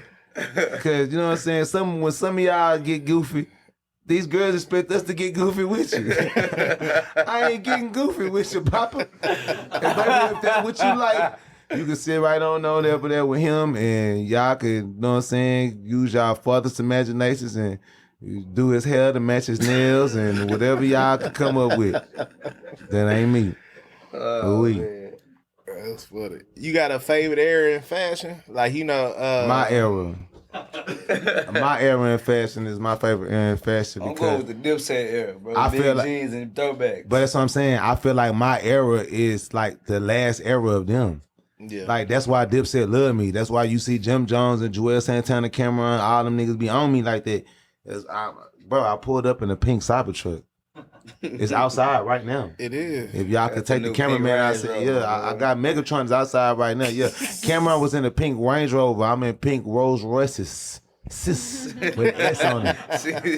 Plural. Multiple. Pink Benzes. Maybachs. My father just pulled up in the Maybachs. That's a fact. You're not lying. Yeah, it ain't got nothing to do with no tight ropes and no belly suplex either. It's all dripping. You know what I'm saying? It got to do with what came out his nuts. The right side. You know what I'm saying? Me. Boy then. You know what I'm talking about? Fuck Vince McMahon. You know what I'm saying? On sauce, nigga. It's about me. But what I will say is that I love my my era of fashion is because it's like, I feel that me and my friends, TSF, and my group, my era of the years that we came into hip hop and fashion is like, of course, we heavily influenced by Dipset, Joel Santana, New York, Fabulous, them type of niggas. Nothing from Atlanta though. To where what? Like, let's go back. You said it. So since you said it, for all the viewers, any Atlanta slander, it wasn't my fault. They asked for it, and they said, and they started. I'm just answering. We ain't gotta go to Atlanta. You said we don't care. You said it. So since we gonna take it there, I just want to know. Who dressed like Lil Jon in the East Side? I just want to know. Lil Scrappy. Man, it's like... Anybody got a hat in here? Let me see this man hat right now. Let me see this man hat right here. I just want to ask this good question. Go on, throw it on up here. I'm still trying to give y'all one. I just want to know who is walking around like this with the T.I. hat right now. Nobody. I'm just saying. No rubber band. I'm just saying. Hey, if anybody was the nigga Gucci Man, but even still, like Gucci Man is just he ain't said no trend. He ain't said no trend. He just a nigga. If anything, when there was a Gucci Man wearing 30 chains, there was a little Boosie, there was a little Flip, there was a Plies. But Plies was on a nigga with them gold front teeth that nobody had on. Yeah, and that's a Florida thing. We can't even get into Atlanta. It's a Florida for the front to back gold teeth. I'm saying. But before that, we was there some other shit. Because I just had the disclaimer. So where we was at before that, though? I forgot. Somebody remember where we was? We was talking about clothes and shit. Yeah, I ain't do it. They did it. Oh, favorite fashion era. You were talking about. You guys say yeah. My fashion era is the perfect mixture between the South and the East Coast with a little bit of gang banging. You know what I'm saying? You can't beat it. You need a little bit. You know what I'm saying? You gotta have that South. Hey, Atlanta gave us snowman. Shout out to Truman, man. Atlanta gave us what? Snowman tees. God, come on, man. I'm trying to give him something, bro. I'm trying to give him something, dog. The white shades, nigga. Everybody robbing jeans to motherfucking True Religions, the polo style, all the white kids in America with the whole shit like cheap keep. It's all type of shit. Fuck it. But jeans, Soldier Boy from Mississippi. Yeah, he ain't even from Atlanta. Yeah, for Soulja sure. Boy say he from Atlanta. I don't know what y'all gonna say. The glasses with the letters on it. Man, the white shades. Jeezy The from Atlanta, Fabos. though. That's why I say you gotta give him the snowman Jeezy t-shirt. from bro. Atlanta. They gave us a snap. Big Meech from Detroit. What about the snap dance? The Fabo. That's a dance. Barbara. What That's about hard, Barbara? though. That's hard. Fabo gave us Shout out to Barbara. my nigga Parlay that nigga. Parlay a real live nigga. Shout out Parlay nigga. Parlay real live street nigga. I'm just saying though, like I just be saying like a lot of that shit people be gassing it up, bro. Cause when I'm a fact person. That's all I'm saying. I'm a fact check. You know what I'm saying? You talk about Rick Ross, we all know. Oh. Right? That's fact. I'm just check the facts, bro. That's all I'm saying. You know what I'm saying? If you can't show me no facts, then it's myth. Nah, that's true. Somebody tried to say something about Outkast. Well, specifically said Big Boy started the throwback era. I was No, sir. Stop it. I was just like, I don't even think they got. I'll get into. Oh, I damn near finna get out my seat and be what? Yeah, that's what they How said. would you I get into the East Coast. I get into the East The Coast. disrespect to ever say, like, that's what I'm saying. When people get to talking like that, I can't believe you even are a fashion. Like, how are you a fashion to say certain shit like that? That just don't make sense, I bro. get into Jay with the. I don't know. I get into the Fabulous East Coast, if man. it- Fab, what you talking about? Yeah. That's a good one. Stop it, Throwback nigga. king. Fabulous, you gonna give it. This is who it go to. It go to Fabulous. It go to the Locks. The Rough Riders, Yeah, Jay it goes to Kiss, yeah. motherfucking me, State Property, Yeah, Freeway, Young Guns, Young yeah, Guns, yeah. man, what? Nigga Lil Zane was wearing throwback. Stop. You can't run that by me, bro. I watched this Oh, shit. the cool. I even I remember seen it like all. Big Mo and Flip them with the custom. Yeah, that's a Hawk fact. had Exclusive the, game. Hold on, hold on. 713.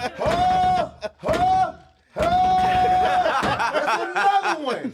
That's another big old claim to fame that, you know what I'm saying? Atlanta and a little other places like to take codes to themselves that ain't them. Exclusive Game. Yeah. Exclusive Game was making customized jerseys and shirts for Pimp C, Fat Pat, Zero, and Hulk, and Trader Truth way before he ever made any old Gucci nice shiny sparkly jacket for anybody. I'm just saying, bro. I'm just saying. That's all I'm saying. But I only answer them questions because y'all asked me those questions. Yeah. We appreciate But for it. me and my own personalism, I like my fashion era most because it's the perfect blend of all the Houston shit, but just tapered down, more fly, mixed with my influence of what I appreciate from East Coast in New York or what I appreciate from the West Coast. Like, I'm the person that took the swangers off the old school cars and put it on the new nice car. Mm-hmm. I'm the person that took pouring up the syrup and the bullshit cups or the bullshit jelly jars, or you know what I'm saying, like not making it designer cups to okay, now we drawing on the cups. Like me and my era of niggas, we grew up drawing on the cups. Like we used to draw shit on the double cups, and us drawing shit on double cups and our names and our cartoons and labels that led to people saying, all right, now we're going to put logos on the cups and make that fashionable. Like, we put logos on the double cups. Like, that's our era. Keychains, like the wallet chains, not the wallet chain that go all the way to the back, but the keychains hanging off the front with the MCM bear or the Burberry bear, Louis Vuitton and all that this here. That's just TSF sauce, H-Time. We drip that. The Ferragamo and the Ferragamo belts and the motherfucking what's that shit I used to do? The big jackets, the big trench coat jackets or the jackets with no shirt on, with no shirt underneath them hoes, wearing suit vests and we was wearing Ferragamo belts on our head like headbands. It's all. What about the word drip? We all know that I paid for something. Wearing bandanas on our legs. Joel Santana was wearing bandanas on their head. Crips and Bloods wearing bandanas in their pockets in California. We in Texas, we about wearing bandanas around in our leg, the leg that we stand on. If I'm a Blood, I stand on the right side. Leg, if I'm a Crip, I stand on the left side. TSF and Sauce Walka got everybody wearing bandanas on their legs to stand on it, because we stand on the set. You know what I'm saying? It's a large list of shit, fashion-wise, you know what I'm saying, that TSF and me and my friends like brought to the industry or brought to the game, like just styles of dressing. I could really keep going, you know what I'm saying? from all type of shit. We was cutting jeans. When everybody was wearing skinny jeans, we was cutting pants in half, making flare jeans, putting diamonds in my face, surgically getting diamonds put in our face. Right now, you see so many artists, rappers with diamonds in their face right now. Smaller ones, big, same size ones. Some people went too big and almost knocked their whole head off. You know what I'm saying? I could go on. The bobos in my head, the berets. I get that from, if you from Texas, y'all know braids and fades. Was our shit. You know what I'm saying? Outside of like Dallas or Fort Worth, that's the swag haircuts and like shit like that. But still, it's all fades.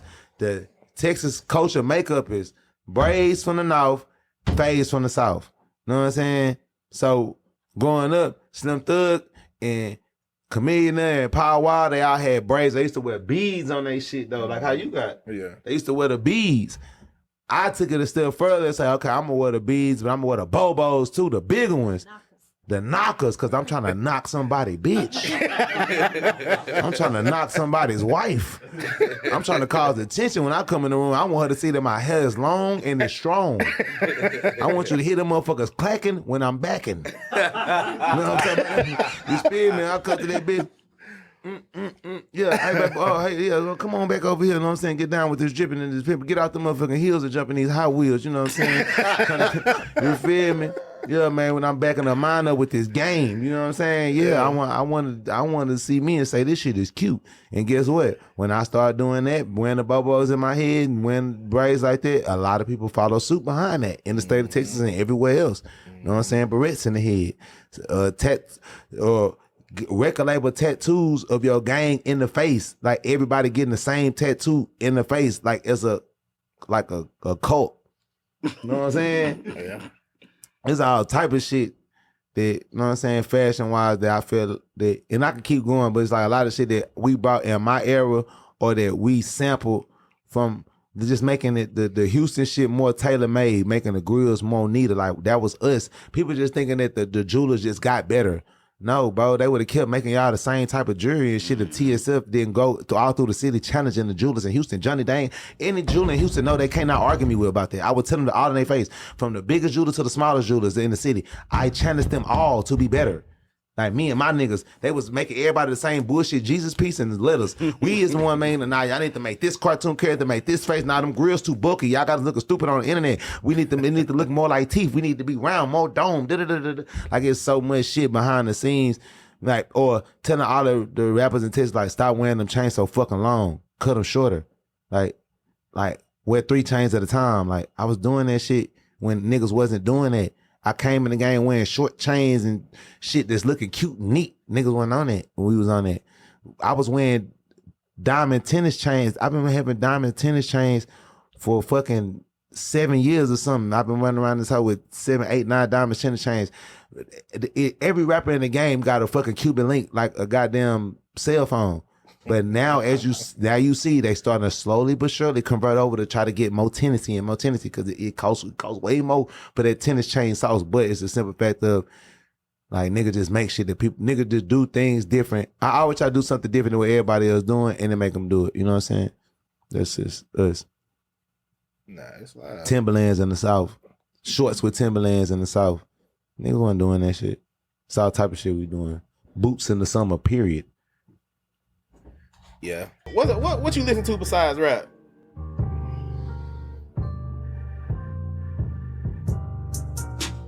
Shit, do you listen to rap? Do you listen to anything besides yourself? To be real, I only listen to music screwed up. I only listen to music situationally. Like, I've been making music my whole life. So I'm numb to it. It's kind of like back to the anime shit of that. I had to keep going back to it, but it's like this. A lot of the black, like the great nigga movies of the world that everybody know, I don't know shit about the movies. Oh, damn. I don't know no lines from Friday. I don't know no lines from Boys in the Hood. I don't know no lines from whatever the New Jack City or any of them people names. Like when they be saying their names, I don't be know who the fuck they be talking about. Like my brother said that shit. Nigga, you remember when Cletus had said, dope in the kitchen. I don't know none of that shit because why I'm really living like that. My mama smoked crack for real. My daddy is working 2 jobs as a security guard, overnight shift, not coming home to 5 o'clock in the morning, and half of his check is getting took for child support, and we damn near sleeping out in one of his cars at the time while we switching apartments. My granny, my dad's mother, is an alcoholic, died of liquor poisoning. Like I don't want to watch movies about that. Right. This is my everyday life. I'm trying to escape that shit. That's not entertaining to me. Right. I see niggas get shot in the face since I was 7 years old, bro. I've been seeing niggas get shot, niggas shoot each other, niggas shoot their own best friend on accident, and really you did it on purpose, playing with the gun too much. I done seen all type of niggas set each other up, mama, cousin, insurance claim, all type of shit. Niggas sneaking through their own cousin house to steal a PlayStation, get shot, all type of crazy shit I done seen my entire life right in front of me. So if a movie is supposed to be entertainment and mental stimulation and escape from my reality, why the fuck would I want to watch a movie of what I'm really living at? That's what used to make me feel like people who like shit like that, you can't be living like this, how I'm living. Because why would you like that? Like, how is that entertaining and soothing to your brain if you going through the struggles of this in real life? You can't know what this shit feel like. That's just how I feel. That's how I feel about First 48. And that's exactly who the fuck? Any show anybody was going to jail, bro, I never wanted to watch. Like, hey, man, like, again, like that shit to me, in my opinion, that's supposed to be for people who don't have no relation to that shit. That's why we making it, so you can see what it feels like. You never been to motherfucking the jungle and seen a lion bite the fuck out of a zebra. That's why Discovery Channel was so great, and they got motherfucking caravans where you can sit in this motherfucker and watch they do this shit right live in. And they got one white man with a boom gun shotgun to save your life if shit get fucked up, and maybe a cage around that bitch. But the point is, people are supposed to be entertained by things that they maybe would like to do or inspired to do or that they cannot do. That's why we like basketball, because you can't dunk. You can't jump high and touch the backboard of a 10-foot goal. You can go outside and smoke crack whenever you want to.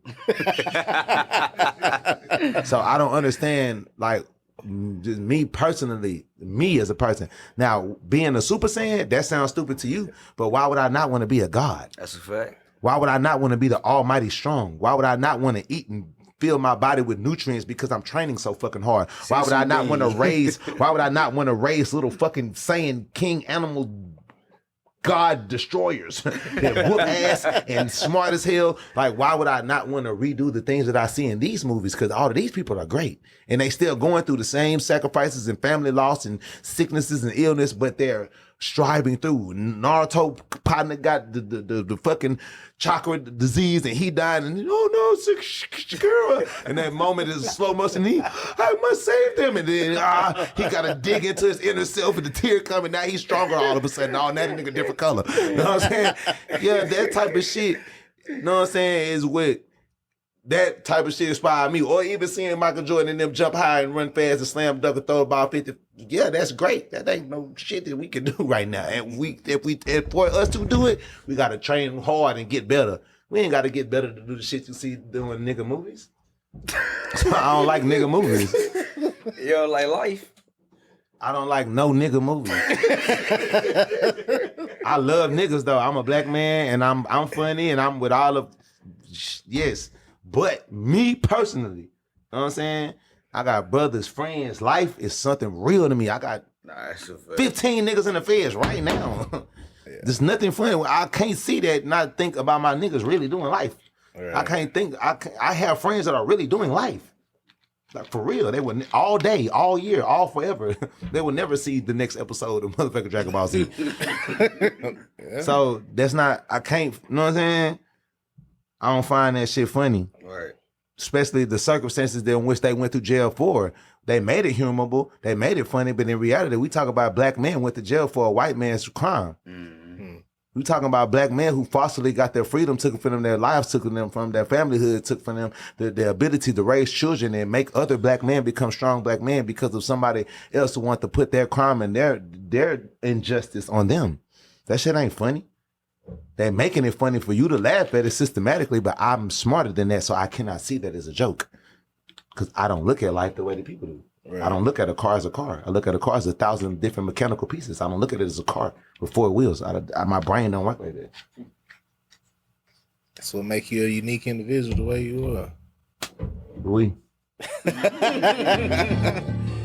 If you could, this is like my last question, just totally random, and I just want to hear what you would say. If you could collaborate with any artist, dead or alive, who you collaborating with on the song? Who do y'all think is the best rapper in the world? Oh shit! I'll give it to Wayne. Best rapper in the world. I mean, again, that's feasible and doable, but whoever the world thinks is the best rapper in the world, I want to do a song with them just to rap better than them. That's it. I don't have no desire to rap Say with Wayne. I want to see you on the song with Wayne. And my see, brother got a song with Lil Wayne though. Sosa Man got a song with Lil Wayne. That's why I would say dead or alive, cause me, I'm a huge Bob Marley fan, so like I would love to hear somebody make a Sauce Walka and Bob Marley song. But see, that's a song like that. That's not a competitive nature song. That is a song showing my versatility and my capability to be able to adapt to any song and make good music. That's a good music moment. Yeah. When you ask me the question from my standpoint, you just instantly go to competitive. Nature. Yeah. I only want to. Do you think anybody will watch you? No. You don't think nobody will watch you? Eminem, Impossible. Jay-Z, Impossible. 50 Cent. Impossible. It's never been done and never will be done. And the only way that a motherfucker the only way that you could watch me on a song, it's only two ways. Either I helped you write the verse, like you my brother, you my friend, and like doing us writing the song, like, again, I'm a rap phenom. I don't care about rapping. I've been rapping so long without trying. It's nothing to me. So the time that it take this person to do a song, it probably take this nigga 2 hours. I don't write verses. I don't write nothing. I've never wrote a song in my life. I hate to write. I have not wrote a song since I was 11, 12 years old. I have no song that you ever heard of Sauce Walka. That's what I mean by that. Right. No song that you've ever listened to, that you ever digested, that you like from Sauce Walka has ever been written. Yeah. I don't even like to write my name on the paper. So and then remembering verses, that's a whole nother. I don't got time or the brain capacity, as smart as a motherfucker I am or think I am, or as smart as that I want to be, I don't got enough brain space to remember no fucking raps. I got too much other shit to remember. Right. Who the fuck got time to remember? That's like you remember every single one of them questions without looking at the board, without knowing that any of this shit, just no references. You just go to when you go to the motherfucking awards, they're reading off of the Televatron, whatever the fuck that shit is. I see it from. Yeah, reading that shit. Nigga, stupid Televatron. You know what I'm saying? No, I don't got time to do that in my brain. Like, you know what I'm saying? No. So there's nobody you want to collab with? I just told you, I only want to rap with them to show that I'm better than him. I want to rap with J. Cole so I can rap better than him. I want to rap with Kendrick Lamar to show that I rap better than him. Yeah. I want to rap with Eminem to show that I lyrically rap better than him. Now, as far as putting a song together or a hit record that you may like or you may like, that again is subjective, and that don't necessarily come with the capability or skill set of an artist. Right. You can be a great artist and still not have platinum records because you're not signed, or because you're not with the powers that be, or because you're not getting radio push, or because you're not this, and this. There's no such thing as, oh, you're just a great artist and you go platinum. That is not real. It's not even about the word realistic. It does not fucking exist. Nobody organically goes platinum in nothing. That doesn't exist. So let me ask you this: like you say you do a song with Kendrick to out rap him, and like so. Say, for example, an athlete, like to get better than other athletes, they watch tape, they watch film, they know what's going on. Yeah. So if you and Kendrick were doing a song, like, would you need to hear his verse first? No. Or you just be like, I know my... No, I hate when niggas do that to me. Like, try to study my verse and I'm going to come in behind him, or I do my verse and then they going to redo their verse like they had their verse first. I ain't going to lie, bro, you went so hard on that bitch. I had to recome myself. No. No. I know I'm like that. I know I'm that company. And if you just so happen to outbest me in a verse on a song, nigga, you deserve that. Yeah. You can't do it twice. Can you say that anybody's done that to you? No. Only person that ever had a better verse on me a song, I helped him write it. My brother, Sancho, my twin. That's the only person I could ever agree, like, oh, my fans would agree with. I ain't gonna lie. Sancho Sausage Walk Twin, I heard him have a better verse on the song with him because that's my twin brother. I love him. I'm going to make sure that his verse is good. I'm going to sit in the studio when he gets frustrated and don't want to rap because he don't want to rap. He got the skills and everything that I got, but he don't care to do it. So, and when he get frustrated, his brain not going to work like that. So he, bitch, send me what I need to say right here. What I need, and I'm going to give you that shit. Right. Because that's my gift. Yeah. And that makes sense. I mean, just like you talking about freestyling with us Google on it. that level. Y'all just saying, I got freestyles on there with other rappers. I got freestyle with me and other rappers. I got it all. Yeah. Man, nobody out rapping me, bro. I want to hear it.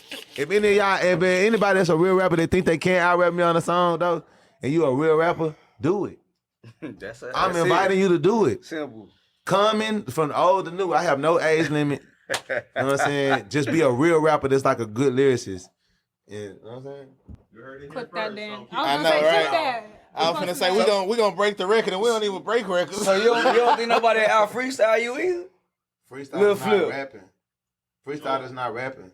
Well, I just still want to know, do you think anybody out freestyle? Nobody in Houston can out freestyle me ever. All right, that's it. I ain't on. Now in the world though, I'm not gonna say that. Yeah, because I'm in Austin. Dan, drop that beat. Nah, I'm just playing. Oh, I got it. Hold on, man. Turn this shit on. But now on some world shit though. Hey, you want beat shit? Yeah, you got it. I'ma give it to you,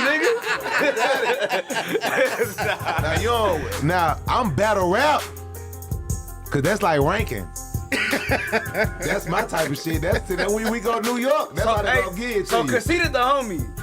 Could you see yourself battling like somebody I'm conceited up. my whole life. But you know what's so crazy though? Them type of niggas know though.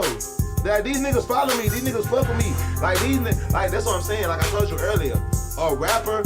Okay, you a boxer. A boxer knows a defensive fighter versus a accurate punching fighter versus a knockout punch fighter. Right. You know the styles. Niggas that can rap. No. Sauce Walka is one of them niggas that can do anything in the gym. This nigga can dunk, he can defend, he can shoot, he can steal, he can block, he can facilitate, he can sing. It's nothing in the studio that I cannot do exceptionally well, bro. It's nothing that I can't do. You said you can sing? Bro, I got singing albums, singing songs. I got plenty of that shit. I've done it all. It's nothing. I choose not to sing majority of the time. That's a choice. I could have been zero. I could have been singing to these girls like these niggas. I believe in something. What I believe in is make me not make girl music. I could have easily, prime example, but I could be making the same girl music that Drake and the rest of these niggas is making. And for the comments that said the saying, if you could make hit Drake girl music, why are you not doing it? Because I have a different religion that does not allow me to make that type of music to women. I respectfully, like a Muslim is not gonna do certain shit because it disrespects the nation of Islam. Certain music I have not been allowed to make in my career because it disrespects the Islam. I feel you. I got you. I'm saying? I got you. So I have to. That's just a sword. That's a slash I got to take on my back for what I believe in. Yeah. But do I have the lyrical capability and the melodic nature to do so? And have I showed it that I can? Yes. Shout out to Harry Hines and Bissonette, man. Bro, that tripped me out too, cause I was gonna say, the fact that you mentioned Harry Hines, I was like, oh, he be out there. He be out in Star 6 at the MLK on Truman, man. He be everywhere, man. Yeah. And shout out to Killer Cam, man. But nah, man, we definitely appreciate you coming in. He turned that shut down music on y'all ass. He tired of y'all. It's time to go home. Yeah, that's a fact. Dan will stay here. Ride for my motherfucking spillers. Yeah. Most likely I'ma die with my finger on the zipper. Okay. And you know I'ma ride with my motherfucking drippers. If she get it naked, tell her pull her on my zipper. You know that I'm a dripper. I'm riding the Benz. Yep. And I'ma charge her everything I need from her friends. Yep. You know that it's the twin. I'm riding in the wind. Yep. I got the cyber truck outside. I'm finna charge again. I'm on 19%, nigga, but I'm rolling. Yeah. Southside, nigga, ace time, steady holding. Yeah. Mouth really golden, pocket still swollen. Okay. TSL business, everybody know we own it. What do we own? Real estate. Yeah. All of the cake. 288. Yeah. Beltway 8. Yeah. Order I-10. 10. TSL business, I got 5 twins. Yeah. And they sisters, Keisha, Tamara, Keisha, Erica. I embarrass you. I embarrass you. Michael. I meant to say Osama bin Laden. The crow ain't forgotten. Water on my chain, nigga, this is Poseidon. Or Zeus. Electricity in my juice. Niggas. I just fucking around. I think I'm radical, spatical, maniacal. Hey, let us hear some of that, some melodic melody. Well, let me hear you.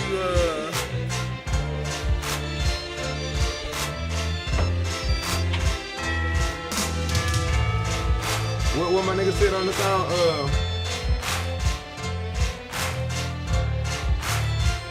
Okay. Yeah. haters better know who you are. Yeah. When you're coming down like a Superstar. Player haters better know who it be. It's Pet and that boy might be. Put that auto-tune on that right there. We going to the roof. Cause all the niggas y'all like can't sing, baby. Them niggas go straight auto-tune. Computer helping them boys out. You know what I'm talking about? You feel me? Man, nah, that's what's I hope up. y'all enjoyed the motherfucking Sauce Walker shoe show tonight. Yeah. Austin, Sauce to motherfucking Texas. Biz and Rolexes, they gotta respect this shit. Kicks for kids, motherfuckers. Come to the shoe store. You know what I'm saying? Come get you some of these good ass motherfucking Nikes. For sure. Man, Nike ain't gonna never do shit for your motherfucking ass. I'm before you jump. But nah, we definitely appreciate y'all tuning in. Appreciate y'all, you know what I'm saying, with Sauce Walker. This has been an amazing episode. Y'all make sure to like, comment, subscribe to our YouTube page. You know what I'm saying? Make sure to follow us. Crazy, bro? Nobody fucking remembers that this is Mike Jones' song. Damn. Oh, cause of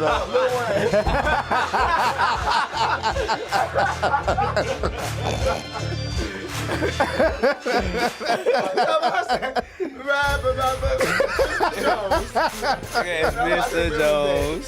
Damn. Too bad they ain't gonna never say no shit like that about me, cause I'm riding around with pink Cybertrucks, Rolls Royces, helicopters. Yo, fuck that music. We ballin'. Shout out. And that been an episode of Kicking It with Sauce Walker, man. Nah, for sure. Y'all check Appreciate it out. y'all for listening. Check it out on all digital streaming platforms: YouTube, Spotify, Amazon, Apple Music, everything else y'all listen to, watching on, man. So, this has been an amazing episode. Appreciate y'all. Fuck off. Yeah, I take this picture real quick for the little thumbnail shit.